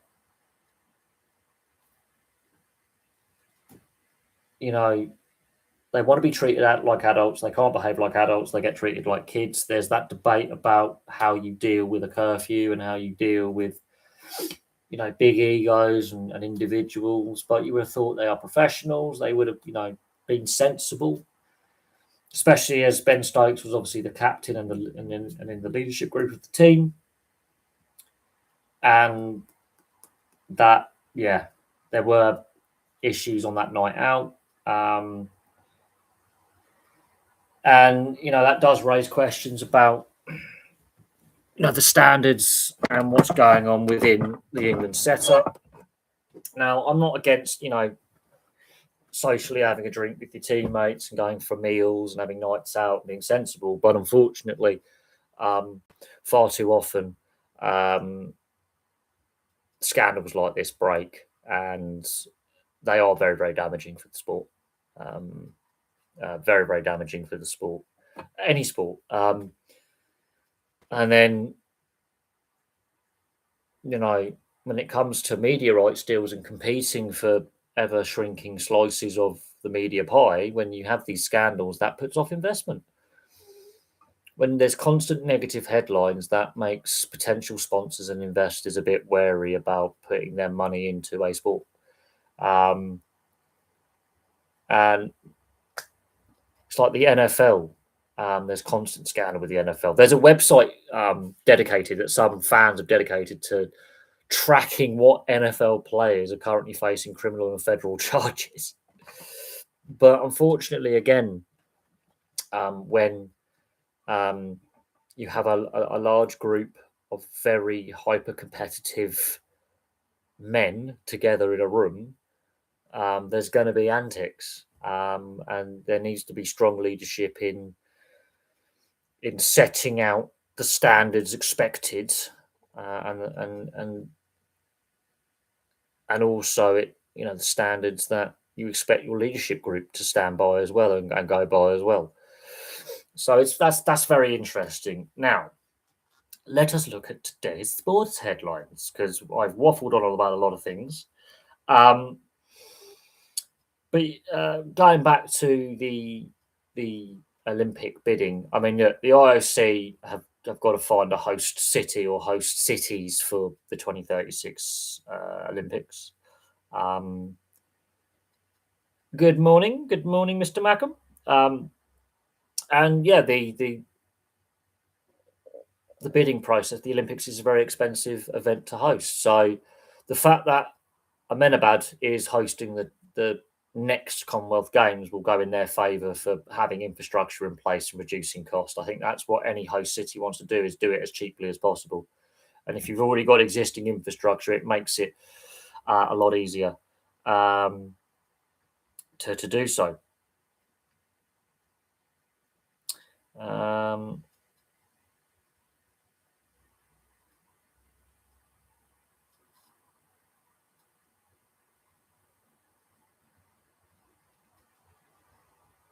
All right, let's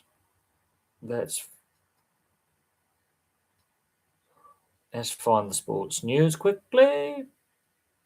Yeah, UEFA World Cup boycott may be raised over FIFA plan. So this is the developing story. Now, obviously, Infantino obviously made his statement. UEFA's 55 member associations will hold an emergency meeting later this week to discuss FIFA's controversial proposals to sell stakes in its major competitions. That's the Club World Cup and qualifiers for, and of course, also the World Cup itself. It wants to create a new commercial subsidiary to run its events, including the World Cup, and external investors will be able to buy stakes in it. Too much influence in those competitions will be handed to private investors. European football's governing body took the remarkable step of issuing a response to FIFA's plans. This is on the BBC website. Before they've been published yesterday, responding to initial reports in the Financial Times as it condemned the plan, saying they crossed the line.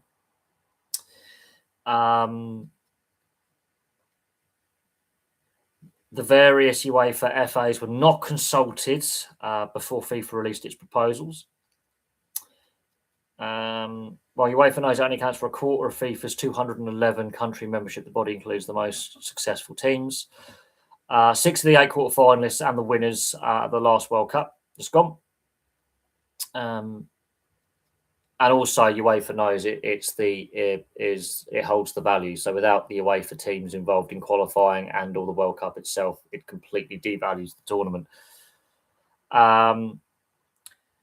But it's very interesting. Let's see what people are saying. I love the have your say sections on these news articles. The World Cup in the States has emboldened FIFA to be even more corrupt than before. We all knew Infantino would ignore all the criticism, claim it was the most successful World Cup ever. Why don't the whole of UEFA and all the teams just pull out the next World Cup? That would sink this immediately. Without Europe, there is no World Cup. After the worst World Cup edition, I wouldn't say it was the worst. I wouldn't say it was the worst. No, I'm going to disagree with that. You can't. Thank you. UEFA boycotting the World Cup and Club Championship will make those events pointless. Yep, we agree with that. I'll be in favour of a boycott and doing a Euros instead. We get the best teams, not to get their win in their Mickey Mouse World Cup versus whoever's left. FIFA will be on redemption. Without UEFA, FIFA are nothing but a few top countries stop the infant from destroying football. As I said before, they should have pulled out of the World Cup the minute the USA player was allowed to play after his red card and the political interference that followed.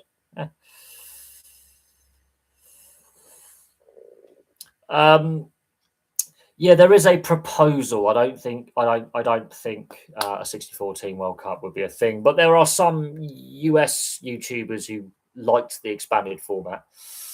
I'm in disbelief that a 64-team World Cup could be a possibility.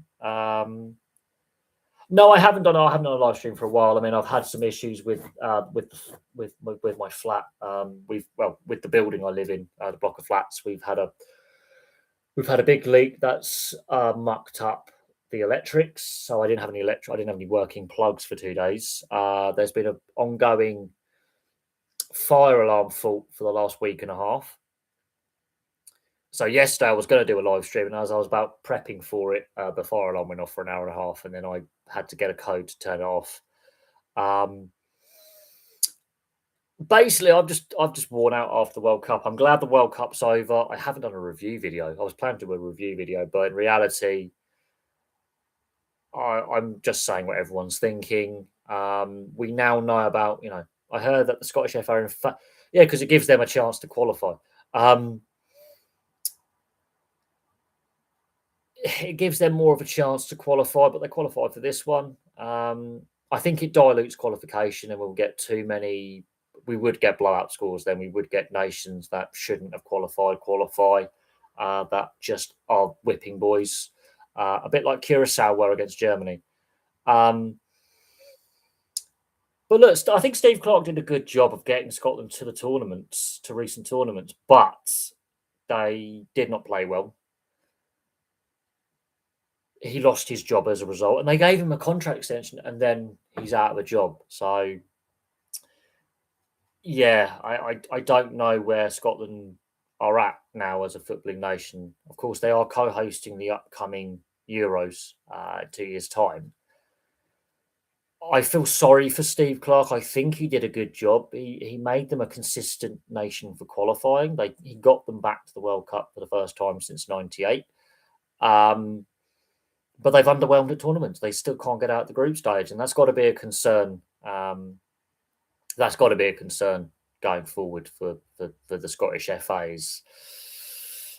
They have improved in qualifying. They're now competitive in qualifying, but they can't take that next step to to get to the knockout stages of the tournament. And they've suddenly got good players again. They're developing good players again.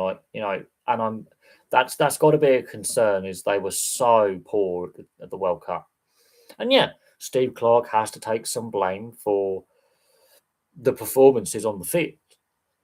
But I don't see who can take on that Scotland side and give them that next step, and give them that next step boost of getting them to a knockout stage and then on a roll in a knockout stage, because they've shown nothing at major tournaments. They can get there and then they show nothing.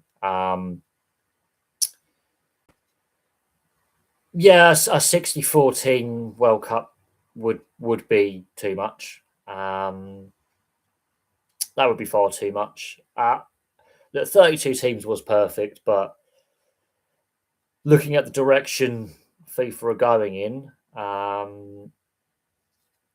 I do fear that 64 teams will become a reality. Absolutely, I can see it happening, whether we want it to or not.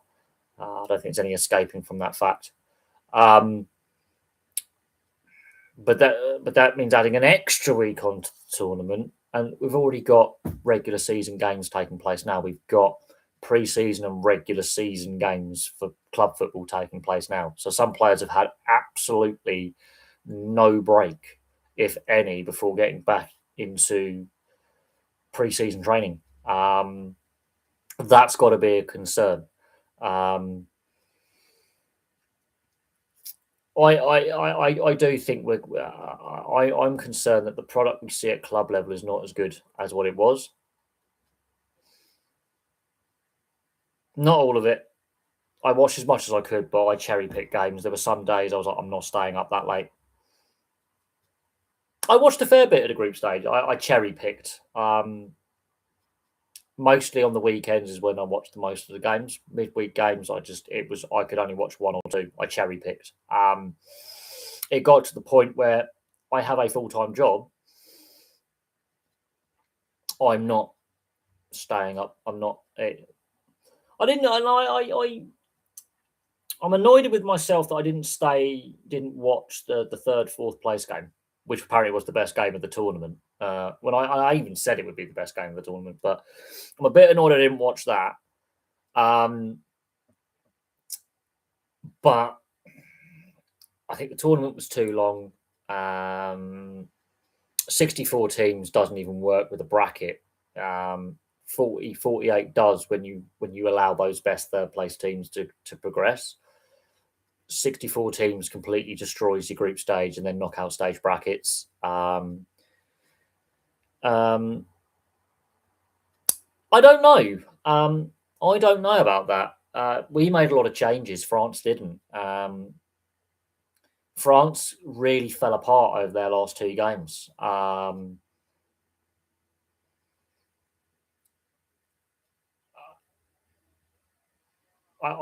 would say this. I didn't say I didn't watch a lot. I cherry picked the games that I watched. Unfortunately, it did get to a point where there were some days I didn't watch a single game.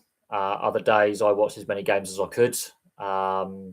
There was obviously I did have my issues with the internet where I had to use my mobile phone, which ended up costing me 128 quid for my data allowance. Don't ask. EE are a terrible network. But it did reach a point where I felt that tournament fatigue. And I didn't dislike the tournament. There were some really good games. I will say that. There were some really, really good games. But I will say this, the tournament 32 was perfect. I don't understand why they went past 32 teams apart from just pure money, pure greed. But now the relationship between UEFA and FIFA is on a knife edge. I think if UEFA do decide to boycott the next World Cup, considering that two European nations are co-hosting it, I think that really, really hurts FIFA. I think their plans to bring in these outside investors. I don't think Blatter himself was the corrupt one. I think he was very benign. very benign in his governance, and he was there too long. So the bad apples were allowed to infect the barrel, so to speak. And he was very weak on rooting out corrupt. He was benign, basically. I think he sort of allowed certain things to happen in order for the World Cup just to carry on smoothly. But even Blatter's admitted that what Infantino is doing is not right. So that tells you something. When the last guy who left in ignominy is basically saying the current guy is worse, he's not wrong. It's worrying when I'm agreeing with Sepp Blatter, but I've watched some of his interviews that he's given, and he's been, yeah. Well, he wasn't actually prime minister by the time it ended. He was prime minister a week after it ended. But yeah, that just shows how long the World Cup was, because a by-election cycle takes 6 weeks. But yeah, it is concerning when I find myself agreeing with Sepp Blatter that Infantino is taking FIFA down a very dangerous and dark path. I don't agree with where the sport is headed. And it's definitely concerning for me as a fan. Don't get me wrong, I liked watching some of the lesser nations give it a good crack and do well and have some upset stories and play well and entertain. But it was clear and obvious that Argentina were getting favourable refereeing throughout the tournament.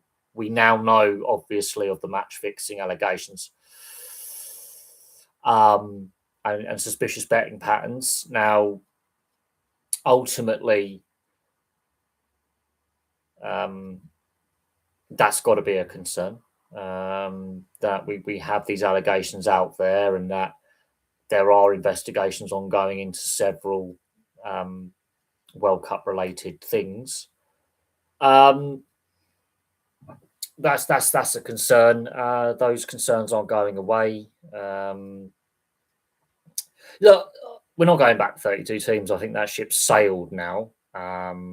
But I think 48 is acceptable to a point where it works for fixturing. But I don't see 48 staying at 48 for much longer. I do think either 56 or 64 becomes the ultimate goal for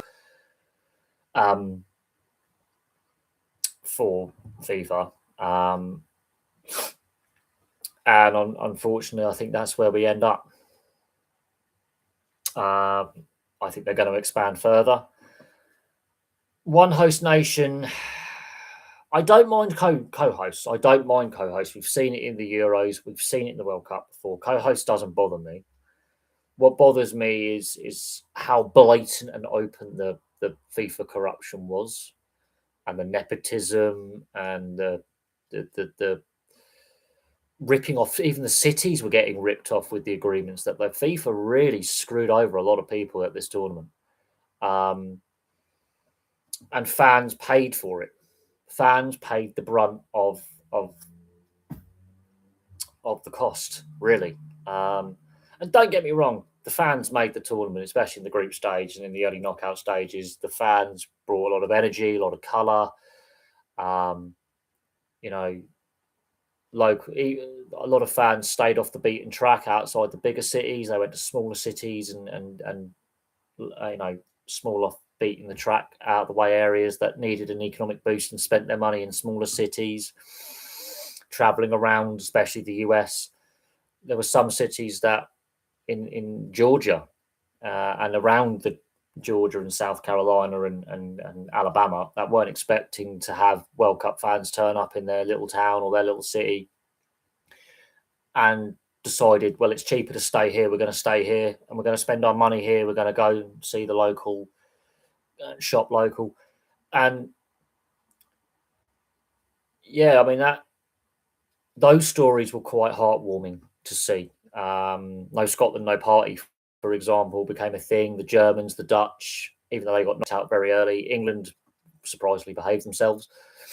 And then you have, some of the South American fans, and then locals buying in, and that was the positive fan stories coming out, regardless of what they were being charged for tickets and hotels and Airbnbs and transport. Some people have spent half a year's wages on going to this tournament. But yeah, a 64 team tournament, I mean, that's too much. It's too much. The tournament would be far too long. I think it was too long as it is. I definitely started to tire. Well, the US, I think the US police actually really, had a positive interaction with overseas visitors. They obviously were told to try and positively interact and not be too, in the face of and try and sort of give a bit of leeway and let certain things slide with public drinking or jaywalking. Um, I think they were basically told to, by their various police departments, because of the ice controversy, to be as welcoming and engaging with travelling fans as possible. I think they did that very well. I think they definitely were the police. While the US police get a lot of negative headlines a lot of the time, and rightly so, there is a lot of criticism and there's a lot of reform that needs to happen to US policing. And that's a topic for the other channel. I think the police interactions with overseas fans was brilliant. I think it added to the fan experience. There was very, very little trouble, very few arrests, very few issues. So I think the fans behaved anyway because of the sheer cost and also TSA.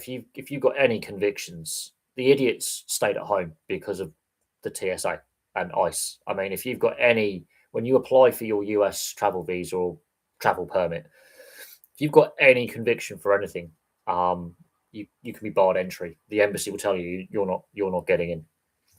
So I think that kept a lot of the idiots away who spoiled previous tournaments. And most of the disorder was Argentinian fans playing up. They behaved poorly for the most part. The final was terrible. It was terrible. Well, I'm not a fan of the Spanish style. I'm glad they won because they approached the final in the right way. They played in the right way. Argentina were a disgrace throughout the tournament. They were an embarrassment throughout the tournament, and there's going to be question marks over the refereeing of Argentina. And now we know that Messi and Argentina, Barcelona, and Inter Miami, there's investigations into some of the financial dealings of those clubs and the national FA over the last few years, and it concerns Messi and shell companies. There's definitely things been going on that shouldn't have been going on, and that could have massive ramifications for football. The final was. I fell asleep during the final. I woke up as extra time was being played, and I thought it was. I just completely lost track of time, and I woke up. Yeah, as I say, I'm not a fan of the Spanish style of play. It's not my style of play, but it's effective. There are ways to counter it. There are ways to unsettle the Spanish. But at the same time, tiki-taka, I think, has damaged the entertainment aspect. I fell asleep. So, and then I woke up, then I went, I can't be bothered to watch the rest of it. And I just completely tuned out. The scenes at the end, the behaviour by the Argentine coaching staff and players was poor. But look, the Spanish style is the Spanish style. It's antiseptic and it can be a bit painful to watch, but it's effective. It's like the ice hockey trap in the 90s that the New Jersey Devils in the NHL, but the trap style where you choke the middle of the rink. It's like the Melbourne Storm wrestle in the NRL, which is slowly being the wrestle's slowly being forced out of rugby league. But there are certain teams, be it club teams or international teams, that come up with a way of playing that is boring but effective. and is not necessarily the most entertaining to watch, but they win games. And it's up to other coaches to figure out a way to unlock that. Yeah, the FBI are investigating more than just the Argentine FA, but there's other investigations ongoing into Miami and Barcelona as well by various authorities. And I think that tarnishes Messi's legacy. He's already been convicted for tax avoidance in Spain anyway, or tax fraud in Spain, while he was a Barcelona player. He's one of several players and coaches that have been convicted in Spanish courts of avoiding tax. But because it was their first offence, they pay a fine, they don't go to prison. That's how it works in Spain. And Barcelona already sort of been investigated, I think, for match fixing allegations as well. Now, how far back they go and whether Messi was still a Barcelona player at the time is another conversation entirely. But that's not a good look. It's not a good look. But the suspicious betting patterns as well.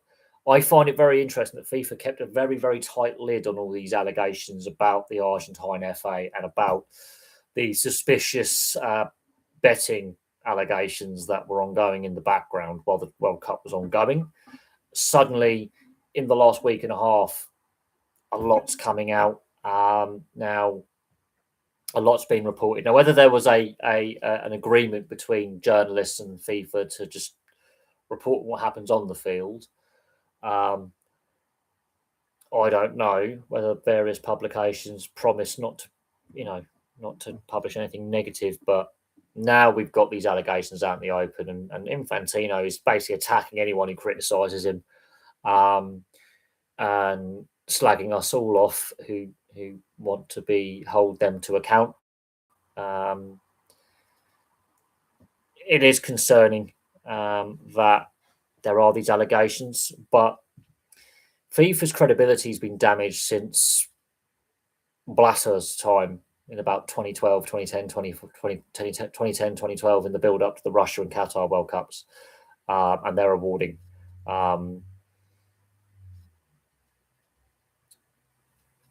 It will be interesting to see a Scandinavian Men's World Cup co-hosted by Norway, Sweden, Finland and Denmark.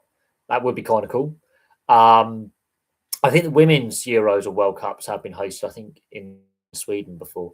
That would be really, really interesting to see that. And if that was to become a reality, that would be really kind of fun to see. But it's the cost. And Sweden and Norway and Finland, their stadiums are a lot smaller generally. There's only a handful of really big stadiums in Scandinavia. And so it's the stadium infrastructure. It has to meet a certain FIFA requirement for seating. It's around, I think, 40 to 50,000 capacity it has to reach or something like that. I just don't think that in the aftermath of that tournament, those stadiums would get fully used properly because there just isn't the population in Scandinavia to sustain 40, 50, 60, 70, 80,000 seater stadiums for every club. It's just not doable. You're more likely to see a Euros co-hosted by the Scandinavian countries rather than a World Cup. And more likely to be a women's Euros or World Cup than a men's, just for the stadium criteria that are required by FIFA is ridiculous. But yeah, Brian McDermott is now the England head coach for the Rugby League World Cup. He has been an assistant in the NRL now for a couple of years. I think that's a benefit. We'll see how competitive England are at the end of the year, considering how the Ashes series was such a one-sided matchup this past year. England were poor, but I think Sean Wayne. I don't know why the RFL. It was the old boys club with him. That's definitely, I think. I can't remember. I think, is it Newcastle? I can't remember which NRL team he was an assistant at. I believe he's still an assistant in the NRL. I can't remember off the top of my head. But I know he has been an assistant in the NRL for a couple of years now, which I think is invaluable experience. the NRL is so far ahead of Super League right now in quality. It's not even funny. And I think he will learn a lot as a coach from his time as an assistant in the NRL. He's gaining valuable experience working at a higher level of performance and with better quality players. I think he can definitely that can definitely be a benefit, I think, for the England setup. You would like to see Tonga, Samoa, or Fiji host a rugby league. Well, it's not going to happen. They haven't got the infrastructure. They just haven't got the infrastructure. While it would be nice, the infrastructure just isn't there, and that's the problem. Again, in a perfect world, yes, but in reality, it's not going to happen. You hardly watch Super League these days. I watch the occasional London Broncos live stream on their YouTube channel when they're playing. I have to agree. Watching the Challenge Cup, for example, the semi-finals and the final, the quality level was so poor in comparison to the NRL. It was painful watching those. This game was slower. The quality level was less. The final play options were poor. There was less pace to the game. It does. I mean, it definitely does need a rethink, and I think we are getting close to an NRL announcement on the Super League. It's going to be very interesting to see what gets announced and what the investment looks like and what control the NRL ends up getting. Yeah, I have to admit there are a lot of NRL cast-offs and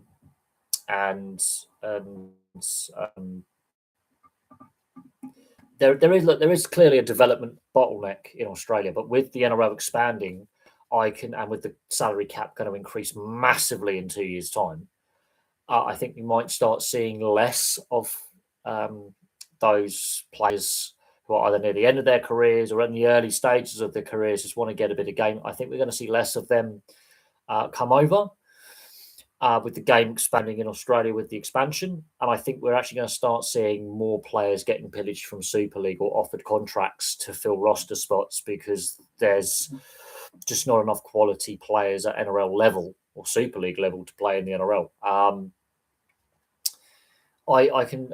It's going to be interesting to see what happens with the player pathways and with NRL expansion.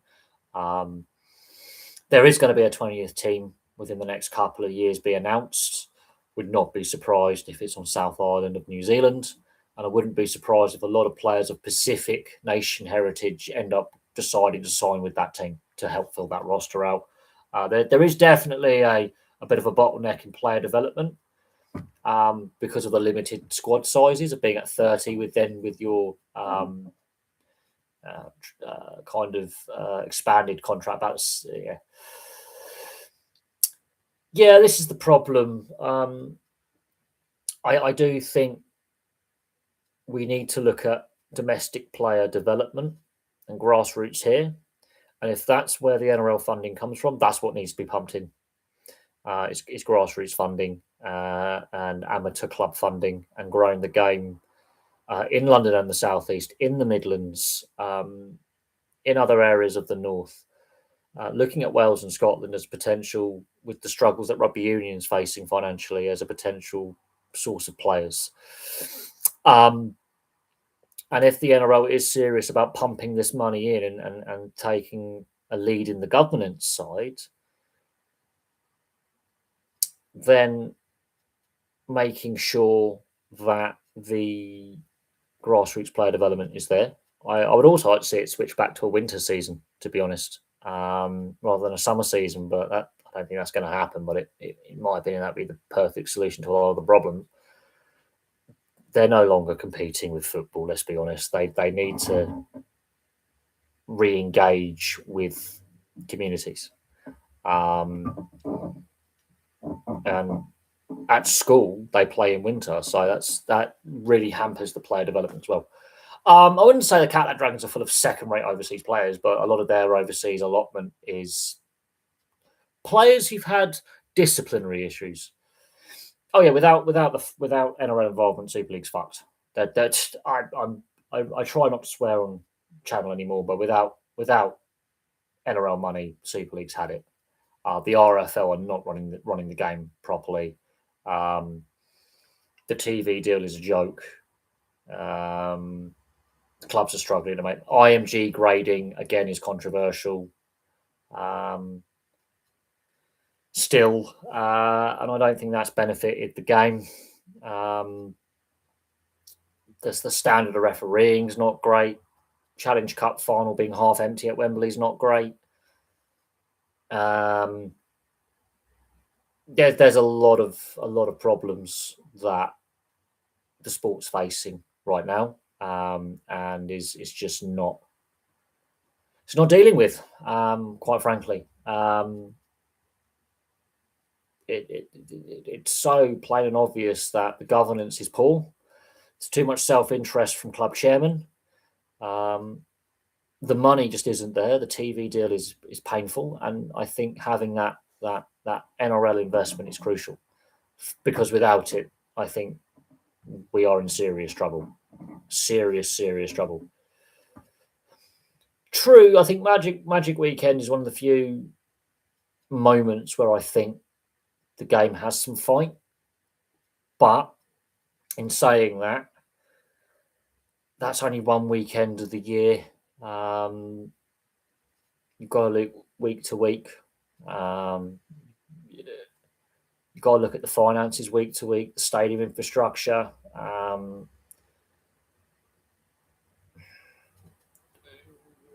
The governance is one of the big areas of concern for me. The governance is not great, and that's a concern for me. The lack of competitiveness in regards to Super League as well, in regards to how many teams have actually won in the Super League era. Actually, fucking bugs, go away, die, fucking thing. So yeah, the lack of teams that have won Super League, that's a concern. And the sort of grading, ring fencing is a worry as well. The London Broncos are clearly far too good for the championship. You just look at their points differential; it's ridiculous. It's embarrassing. You would take the Challenge Cup final on the road.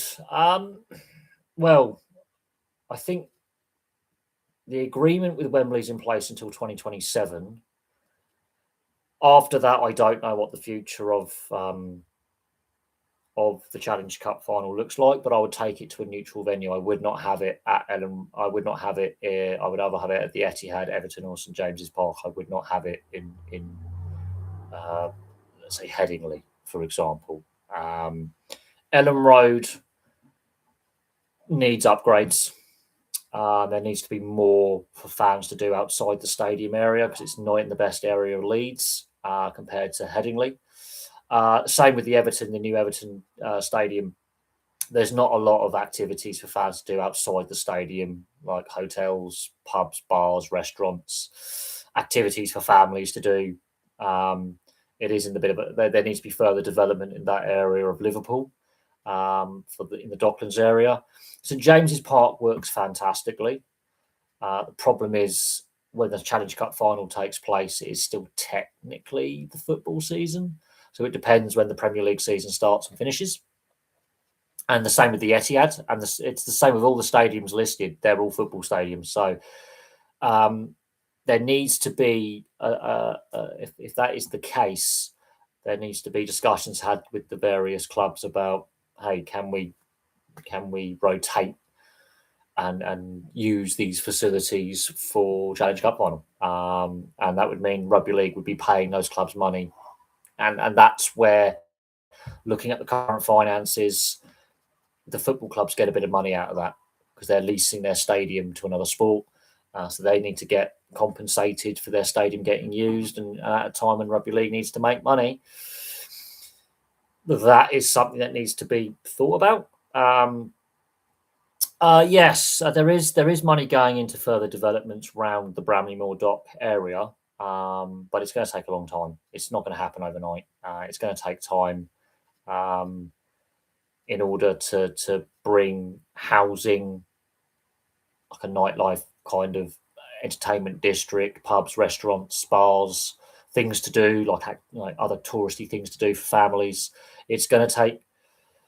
I do think that there needs to be, they need to work on the Mersey Metro, Mersey Rail. They need to look at buses, maybe potentially bringing in a tram line, that kind of thing. Definitely upgrading the transport infrastructure to the area, and also bringing in redevelopment to the area with housing units, hotels, bars, restaurants, nightlife, bit of shopping, maybe, things for families to do, um, because it is in a former industrial site. So there's definitely work to be done in the area. It's going to take time. It's not going to happen overnight. Very, very similar to Ellen Road. That needs development around Ellen Road. That's in a very industrial area of Leeds. So there needs to it does take time to build these sort of entertainment and housing districts and commercial districts, and office space around, just to make it feel a bit more like a lively city district, really. Um, but as I say, I'm not an expert on Merseyrail, their light rail metro network, which is their version of London Underground and the Newcastle Metro. I'm not an expert on that, but I will say this: it does definitely need investment. It will take time. It will take time, but of course, the stadium is up and running. It's a fantastic facility. I mean, there's still room for improvement with it. Um, I think there is room for improvement with the Hill Dickinson Bramley Moore Dock Stadium. I think they're learning as they go with the match day experience. Doesn't matter if it's football or rugby league or rugby union or whatever events being held there. They are getting better with each week that they host events there. Um, it just needs more around the stadium and more accessibility around the stadium, and that will happen in time. That will happen in time. Um, there's a need for it. There's a demand for it. And so keep your eyes on this space in regards to where does the Super League Grand Final go when Old Trafford is being, well, it's not being redeveloped, it's being replaced. I would have thought probably the Everton Stadium or St James's Park, maybe the Etihad. But again, that takes place in the middle of the football season. And that's where they need to figure out with the FA and the Premier League about stadium availability.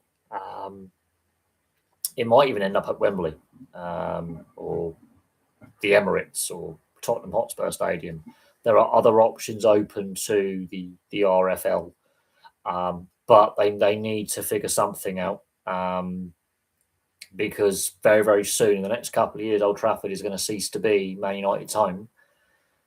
Now, whether Man United keep the stadium or completely demolish it and sell the land off, they are limited with what they can do with the site because of where the railway is. But then they've identified a brand new site down the road, so we'll see what happens when that's being redeveloped. They're going to have to sign a negotiation and agreement with another Premier League football club, basically, or Championship football club that's got a large enough stadium, of which there are many.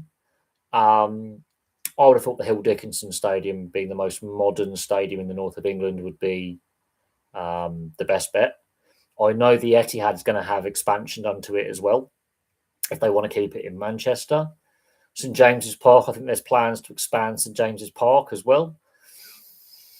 So they've got some options, but there's going to have to be a lot of discussions around where the grand final goes. And I think the NRL would also be involved in those discussions as well, if they're going to be pumping money into the sport and into the league, into Super League, for example. If the NRL are going to be involved in being a stakeholder and having investment in Super League, I think they would have discussions, because they clearly want to grow London and the South East as a rugby league market. They want to grow the Midlands, and that throws up other potential stadiums like Villa Park. St Andrews at Birmingham City is being redeveloped into a larger stadium in Birmingham. They've got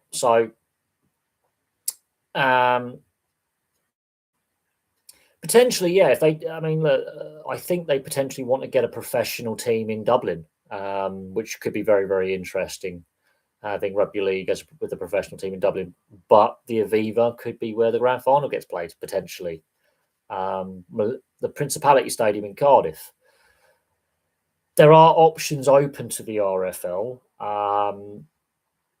but again, Wigan and Warrington also played in Vegas. So again, there's this growing the game internationally. They've seen what the NRL's done with Vegas, and now they're wanting to try and do their smaller European version. We shall see what happens. But there's a lot of people in the northwest with Irish family or Irish links, be it grandparents or parents, and so taking it to Dublin doesn't shock me or surprise me. It makes a lot of economical sense. We'll see. Well, again, the RFL and the NRL are going to have to look at stadium options when Old Trafford is unavailable. And I wouldn't be surprised if they look at London, they look at Dublin, they look at Liverpool with the new stadium there, they look at Newcastle. They've got to keep their options open. That Birmingham City redevelopment plus the replacement for Old Trafford, Man United and Birmingham City, both their stadiums look hideous. One NRL Global round. I mean, look,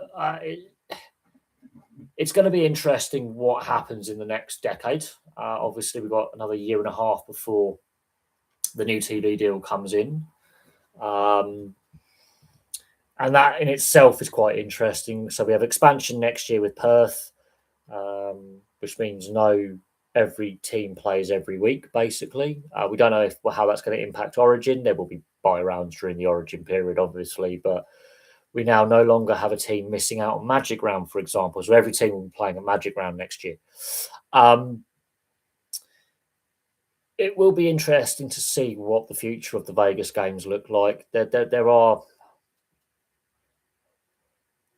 is definitely going to be potentially a State of Origin game taken overseas, potentially an international round at some point in the season.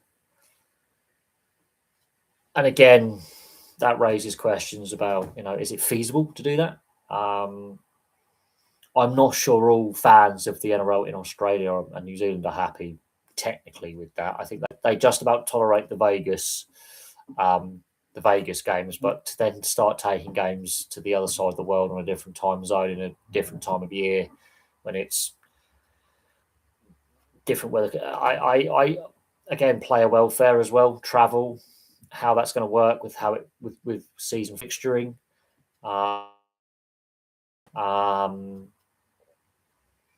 Could the World Club Challenge become that kind of international round? We'll see. Do I think the USA could? I think that window is there. There's the potential, but I think by not hosting the World Cup, I think that's a blow to any potential growth of the game. But I think there's slow. I think there's a growing interest in the sport with US fans, and it will, again, with this new TV deal with DAZN having the rights and their international strategy, I think we could definitely see growth in the US, and of course Fox Sports in the US being a partner of Fox Sports Australia. I think they could start showing more games on the main channel. I think that might start growing the fan base, especially when they're playing, obviously, in the American summer when the NFL and CFL is not being played. The American football fans in the US and Canada will definitely start tuning in. There's the possibility to really start getting some inroads there. We need 1, maybe 2 million US fans to be interested. Maybe 500,000 US fans to be interested, and suddenly you've built a fan base. They don't need massive numbers. They just need a percentage, 1 or 2, maybe 3% of viewers on a given day of sports viewership. And when the NRL is mostly played, it's Major League Baseball that they've got to compete with. And Major League Baseball's in crisis. It's facing a lockout, and that could again work to the NRL's advantage next year. Could we see professional rugby league? I mean, there is a big South Pacific population, especially on the western side of the US, in places like California, Hawaii, Utah has got a big Pacific Island population. So I think there's the potential there to get enough eyes on the product. But again, the viewership figures and the fan attendance from domestically based US fans has definitely been growing year on year, which is a positive sign. But it's also had a very positive impact on viewership domestically in Australia. What's the time zone in Hawaii like for Australia? I think it's a few hours difference. Similar to us being 5 hours ahead of the East Coast. I think there's that sort of time difference. But Hawaii's got a very small population. Hawaii's only just over 1 million people. Hawaii doesn't have a massive population, which is a problem. And also, costs in Hawaii for everything are expensive. So there is that. In saying that, it's not a million. It's not a bad time zone differential if you were to get fans in Hawaii interested. It's not a massive amount of people though. The population of Hawaii is about that of the Vegas metro area, if not less. It's not a very populous state. The majority of Hawaiians live in Honolulu and in the Honolulu metro, and that's about 900,000, I think. I think the population of Hawaii is like 1.2 million, so it's not a very populated state. Time zone difference, I think it can work for live broadcasts, so fans aren't having to watch at stupid o'clock. But again, it's all about how the NRL markets itself to the international audience and the North American audience. I think there's still room for improvement in that area. Definite room for improvement in that area. And again, I think that happens with the new TV deal when it kicks in. We'll see changes. We are going to see changes in marketing strategy, in growth strategy, and growing the game. But the effort they've put into the Vegas games has been fantastic. It's paid off. It was a risk. But during the COVID pandemic, they were looking at a whole host of cities in the US to take games. And they chose Vegas for a deliberate reason. It had the most modern NFL stadium at the time, with Allegiant Stadium that had only recently been opened. They'd seen the success of the Vegas Golden Knights as a non-traditional sport going to Vegas and being very, very successful straight away with engaging with locals and non-local fans. And they took a calculated risk with a non-traditional sport going to a location that was new to the pro sports game, in the sense of professional sports teams in North America were just setting roots in Vegas. The problem, I think, with year one was they were a week or two after the Super Bowl. I think that overshadowed them a little bit. They timing of it could have been a bit better. But there's a lot of things to do in Vegas, and yeah, there were other stadiums available, and there were other cities that had good entertainment districts and a lot to do other than just go to the stadium and watch the games. They looked at Seattle, they looked at San Diego, they looked at Los Angeles. I think they looked at Phoenix as well. They looked at some cities in Texas. They looked at San Francisco and Sacramento. They looked at a lot of cities on the western side of the US. They went with Vegas, partly for the time zone, partly because it was a rapidly growing metro with a lot of disposable income, great transport links, tourist hotspot, um, used to dealing with large numbers of influx of overseas and domestic visitors, hotel space. There was a lot of things that went in the. They, while it was a risky choice, they'd also done their homework on the city they were going to, and it's paid off. Fans love it. Fans love the experience. And more American fans are slowly buying in as a percentage of fans in attendance, which is a positive sign. It's like the NFL taking games to London. I mean, they've been doing it now since 2007. It's been 19 years that the NFL's been coming to London, and they took a risk in 2007. The risk paid off. And the international games have grown as a result of that risk in 2007. There was a big risk taken. They took a big risk. It paid off, and now games are hosted all over Europe. So the NFL took a chance. The NBA and the NHL take games to Europe all the time. Major League Baseball is the one that's really floundering out of the major leagues, and we're left with 5 months out from the CBA expiring, 4 months out. They haven't got a lot of time. I have no doubt that the Major League Baseball will go into a second lockout in 4 years, and that's going to definitely hurt Major League Baseball. It's going to hurt its image with the fan base. It's going to hurt its image with potential investors and sponsors. And the risk is that next summer, if there is a prolonged lockout, the NRL, for example, we want to grow the game internationally, rugby league internationally. Major League Baseball is going to be stopping and stuttering and struggling. And there's a potential gateway there. In a perfect world, the NRL does not want Major League Baseball to sort out its lockout. It wants it to lose a lot of game time. The issue with having the Vegas games as early as they do in the year is the NHL and NBA are reaching the climax of their regular seasons, about to go into their playoffs. So that's the hurdles that the NRL has to face with growing the game in the US. The NFL games in Europe, yeah, they've worked better than the old NFL Europe. Absolutely, I can't disagree with that. There are downsides to it. And as I say, we'll see what the future holds for the international games and the NFL's global overseas strategy in years to come, because they've made it very, very clear they want to play games on every single continent.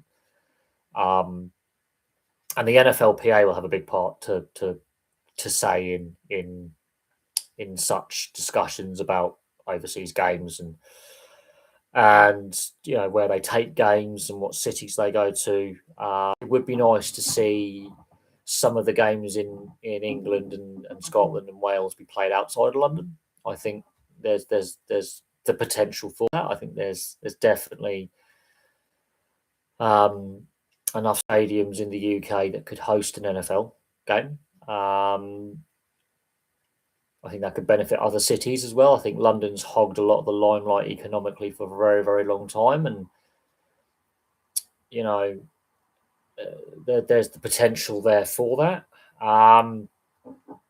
I've got to the point now where I've stopped watching the NFL London games. It reached a point, I'm going to say about 8-9 years ago, where I was like, I've reached a point now where I think, it's lost its magic for me a little bit. And I've slowly tuned out of NFL over the years. I no longer watch the Super Bowl, for example. I used to watch the Super Bowl every year. I don't watch the Super Bowl anymore. Following the 2019 Super Bowl, that was me going, it wasn't very good. And I've slowly, my interest has waned for the NFL. Doesn't mean I won't follow the NFL and see what's happening in regards to their global strategy, expansion, how many games they take overseas, what teams play overseas. There are still things to follow with the NFL, and I can happily I still do NFL content in part because of the international series games. But there does come a point where you oversaturate the market a little bit, and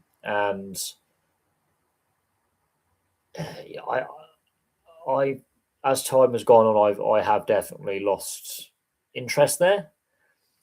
But it has worked. I don't watch it, but I love reading about the history of American football. It is an interesting how it evolved and how Canadian football and America, the CFL and the NFL sort of went down different paths and how they have different rule variations. I was watching a thing yesterday about how the CFL expanded into the US and how it nearly bankrupted the league, and that is true. The CFL, encroached into the NFL and had US based teams, and it didn't work. And the CFL has spent the last 2 decades struggling as a result. The NFL also not expanding into Canada is quite interesting. So, will the NFL ever look at a Canadian team? And will the CFL, look at going back to the US in the future, or growing? Because there are definitely both leagues have made errors over their time and have had their struggles at points. At some point, I think that the big discussion around the NFL is the players want to play on grass. That's what is the big discussion point right now in regards to the aftermath of the World Cup. Is that the NFLPA are going to push hard in the next CBA for grass playing surfaces, and the players aren't happy that it was proven to be possible that you can maintain a grass playing surface in an indoor stadium. And there is that battle to be had in the coming years, and we'll see how that all plays out.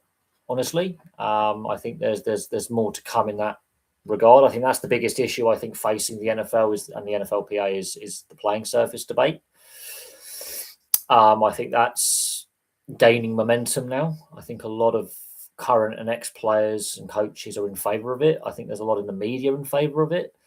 So I think the pressure is building on the owners and the league to mandate a rule change there. Other than that, I think the NFL taking games overseas has made a lot of money for the NFL. But there's going to come a point where you saturate the market, and it becomes more of a negative than a positive at some point. But we're not there yet. I think the NFL, there were plans potentially for a European division or a European team. Ultimately, that hasn't happened yet. Wouldn't surprise me if in the future they try again to get a London-based team or a British-based team and another European-based team or teams. I think those proposals are still there. How that would work and the travel and the NFLPA and clashing with European sports leagues like football and the Champions League and stadium availability will be very, very interesting. Will the economics work on it? There's a lot of politics involved there, geopolitics as well. But I do think the NFLPA would have a big thing to say about that. I think that could also potentially be a thing after 2030. We could potentially see is discussions around a European-based division or European-based teams. But I don't think the NFL is looking at expansion just yet. I think they're quite happy with where they're at. And again, the NFLPA, while they'll be happy to have all the extra members, I think having teams overseas outside the US, I think, is a red line that the NFLPA are not happy with. The players love the international series games, but to play a whole season overseas, I've done videos on it. I've looked at the potential of having a Super Bowl over in London or in Germany, and the NFL's strongly looked at them in the past.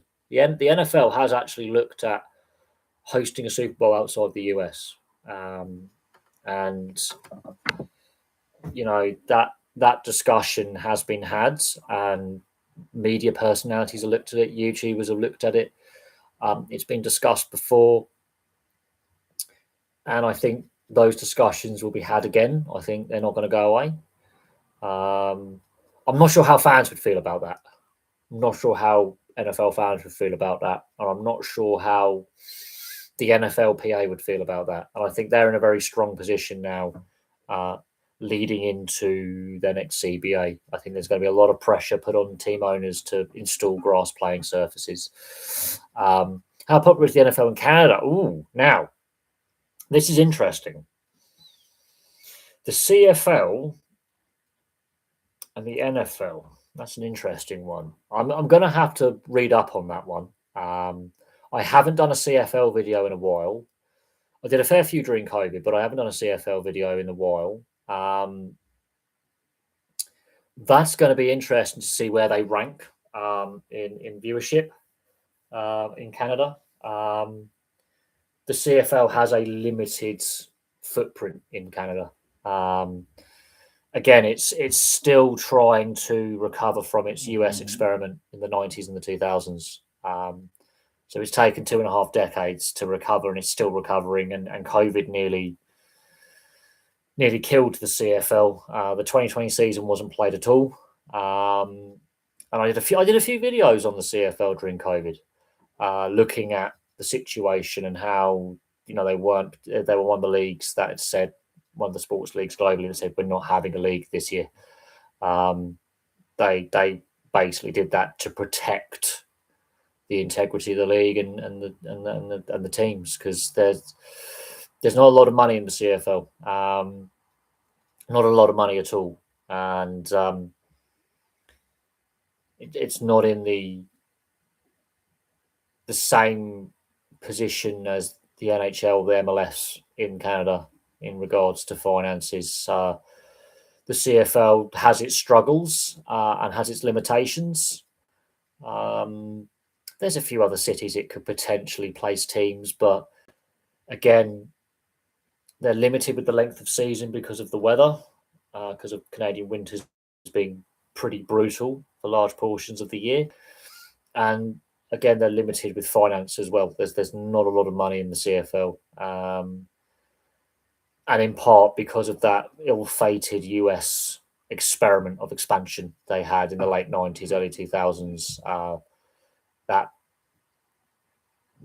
hurt the CFL financially and really hampered the league and hurt the league. I think the NFL viewership is quite high, in part because a lot of Canadians live within not a very thin strip of land, about 100 miles or less of the border. And when you've got like Toronto, the Toronto Metro and Southern Ontario, you've got Buffalo and Detroit, literally, just across the border. Well, association football is now growing faster as a participation sport than hockey, and a watch sport than hockey as well. Which, when I say hockey, I mean the NHL and its affiliate minor leagues. More kids are now playing association football than ice hockey in growing numbers. That's increasing because the cost. And I think the World Cup and Canada's performances at the last couple of World Cups, I think, have boosted that a little bit. And I would say cricket as well has had a boost with the Middle Eastern and Asian communities, like the Indian. There's a big Sikh community, especially in Vancouver. There's a big Indian community. And with the Southeast Asian, like the Vietnamese and Filipino and Indonesian and those communities as well. There's a big Vietnamese community in Canada, and Chinese community. yeah, they love their foot. They are fans of football. But basketball is actually the most popular team sport in China. But also, there's there's a big Korean and Japanese community in Vancouver as well, and other cities, and they like baseball. And the fact there's only one Major League Baseball team currently in Canada is an interesting one. I wouldn't say they've been overly affected because obviously there's a good amount of integration of the immigrant communities in Canada. There's a good amount of integration, and you get behind your sports teams. These immigrants want to be seen as Canadian, so they buy into the NHL, the CFL, Major League Soccer with the franchises that are in Canada. The fact there's only one NBA and one Major League Baseball franchise north of the border, I think, is something that needs to be considered. But I wouldn't say. I think it's the cost element of hockey participation. It's the cost element of watching with all the subscriptions that are necessary to watch the NHL, I think is another barrier. There is, Vancouver is a very multicultural city. There's a lot of Southeast Asians, Koreans, Japanese, and Indians in Vancouver. It's a very, very mixed Asian community in Vancouver, and that has an impact because you've got cricket as well. Cricket is actually surprisingly popular in Canada, and so there are demographic changes, but at the same time, also there are funding challenges and there's accessibility challenges, and it's just money. It doesn't matter if you're from an immigrant background or a non-immigrant. And when I say immigrant, I mean first or second generation. So in the last 30 years coming to Canada.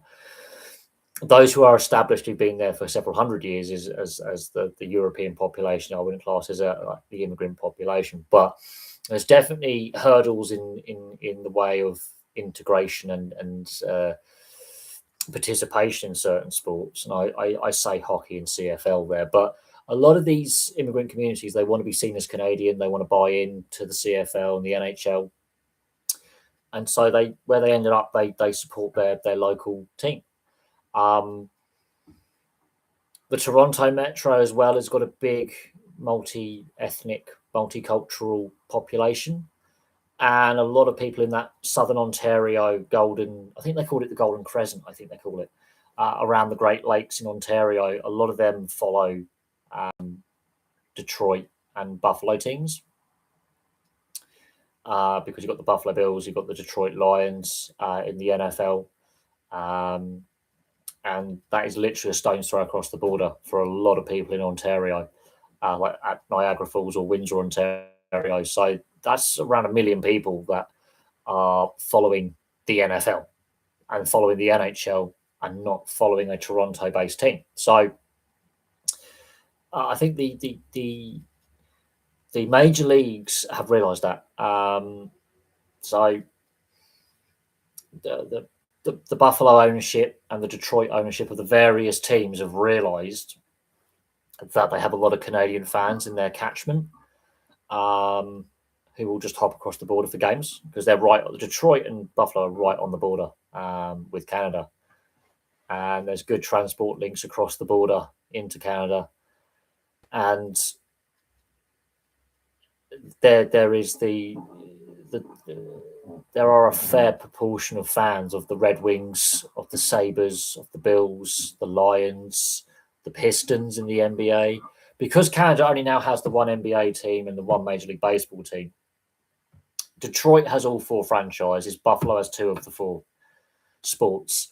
Canadian fans will hop across the border and watch games or be fans of those teams and try and follow on with the internet or broadcast rights. And it's the same with Vancouver and Seattle being so close to the border, and I think it's Minnesota and Manitoba. There's that crossover of fandom where there is that crossover. And Minnesota, obviously, the team, the Wild, being based in Minneapolis, St. Paul, there are other sports fans in Minnesota who follow the Winnipeg Jets, for example, just across the border, and will happily drive across the border to watch and go to Jets home games. So, because of that percentage of Canadians who live right next to the US border, that's an interesting one.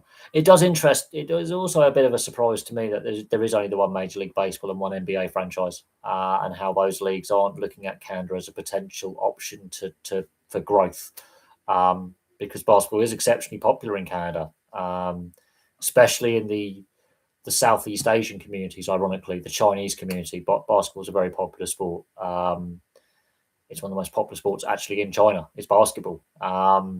So I am surprised that they aren't tapping into that Canadian fandom of those sports as well, because it's more than just NHL and ice hockey that Canadians follow. They're a very educated sports fan base. And I, as time has gone on with this channel, I've realised that there is a very educated American sports fan base as well, and a sports fan base who are willing to learn about new sports and get interested in new sports and follow new sports.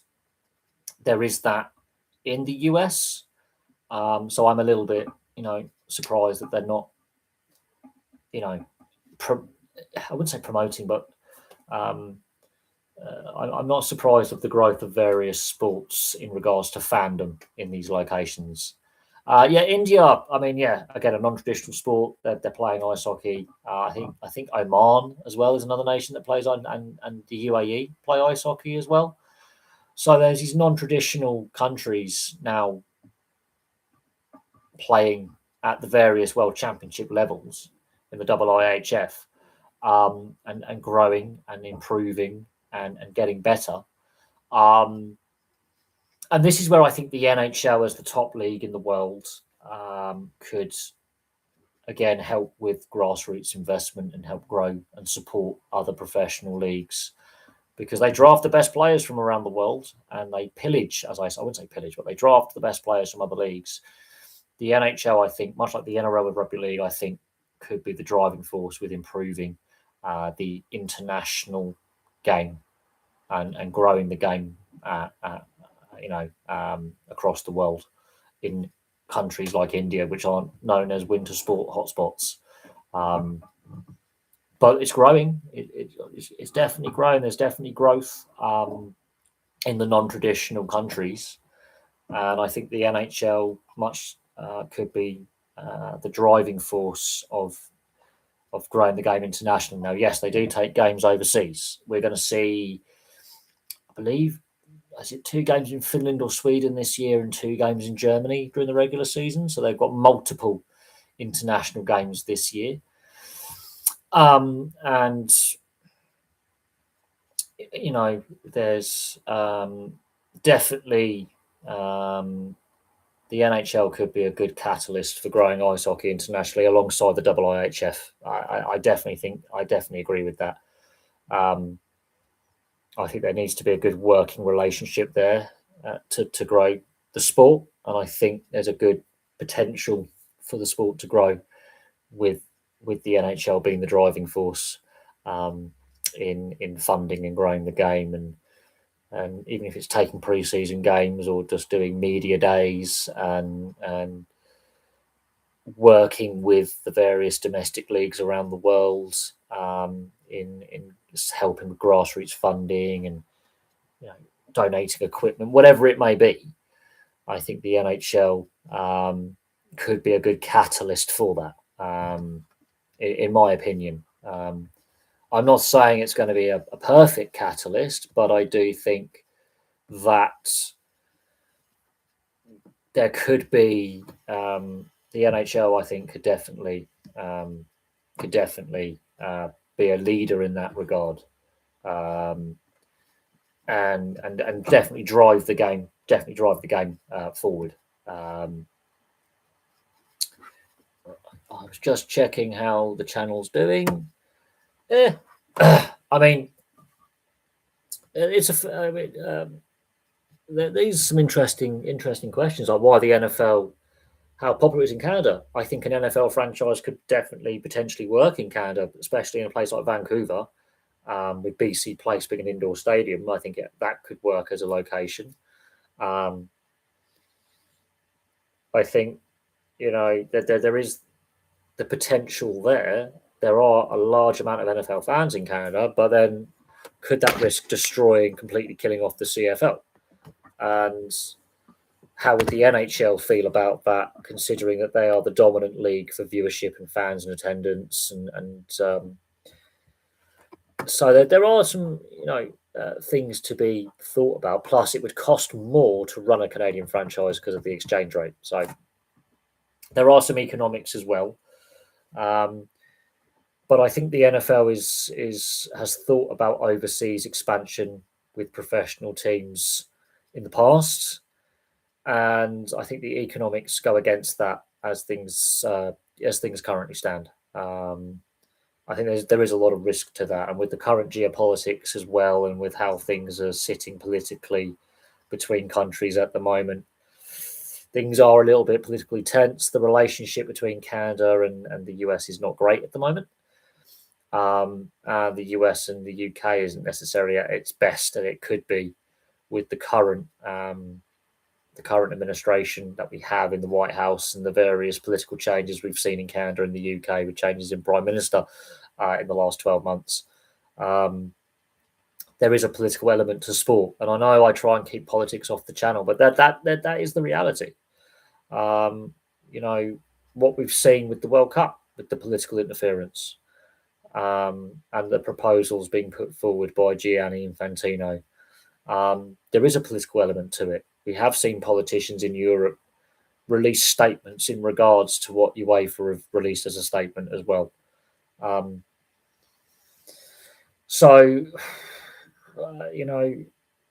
I think the quality of football at the World Cup wasn't bad, I think there's still a lot of damage that FIFA has done to its reputation. That will take years, if not decades, to fix, if it can fix at all.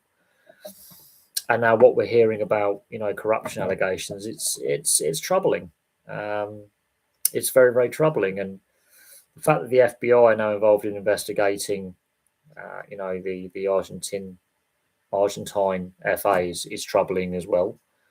And so there is definitely concerns around the direction FIFA's taking the sport. And we'll see if UEFA decide to go full boycott and full split from FIFA, and what that would entail and what that would mean.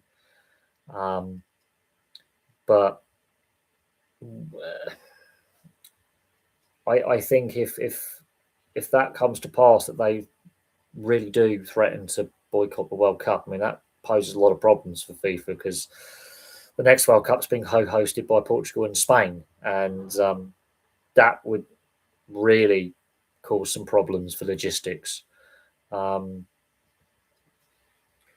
again, we'll see what happens in the next couple of years and in the next couple of weeks. This is the relationship between UEFA and FIFA, I think, is at an all-time low. It's really not in a good place, and I think Infantino is risking the future of the game, the future of the sport, because it's not meant to be for profit, and that says to me that there's profit to be made, and it's a not-for-profit organisation, and then opening up to outside private investment goes against the FIFA's charter, and that is deeply, deeply concerning. So we'll have to see how it all plays out. But yeah, to me, that is quite worrying where we're heading. And we'll see what happens between FIFA and UEFA, and whether these proposals actually go ahead or not. And we'll see, because there's due to be an announcement made later this week by UEFA. I think they're having all 55 UEFA members are meeting later this week, and that could have a massive implications for the future of the sport internationally. But of course, in 2 years' time, we have the Euros, so that's the UEFA sanctioned competition. We shall see what UEFA decide, and where we go from here, because that's going to be, I think, dominating the headlines in the coming days. Is this proposed investment. So we shall see. But anyway, I'm going to call that a stream. We've been going for 3 hours. That's a pretty decent live stream. Some really interesting questions. And it'll be interesting to see, what the NRL future looks like with international games, Super League, with the future of Super League.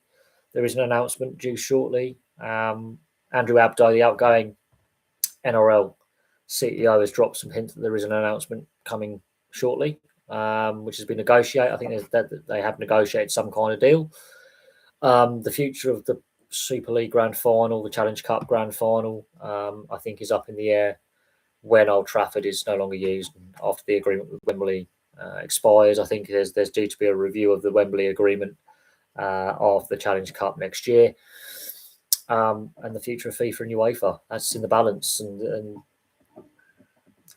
it's been a very hectic 9-10 days since the end of the World Cup, with FBI investigations and allegations of match fixing. So I'm going to leave that there for now. Thank you very much for watching. Obviously, the Premier League and the Football League, their seasons start very, very soon, and it'll be interesting to see how teams perform out the gate and what managers get sacked, because there's always a manager getting sacked very early on in the season.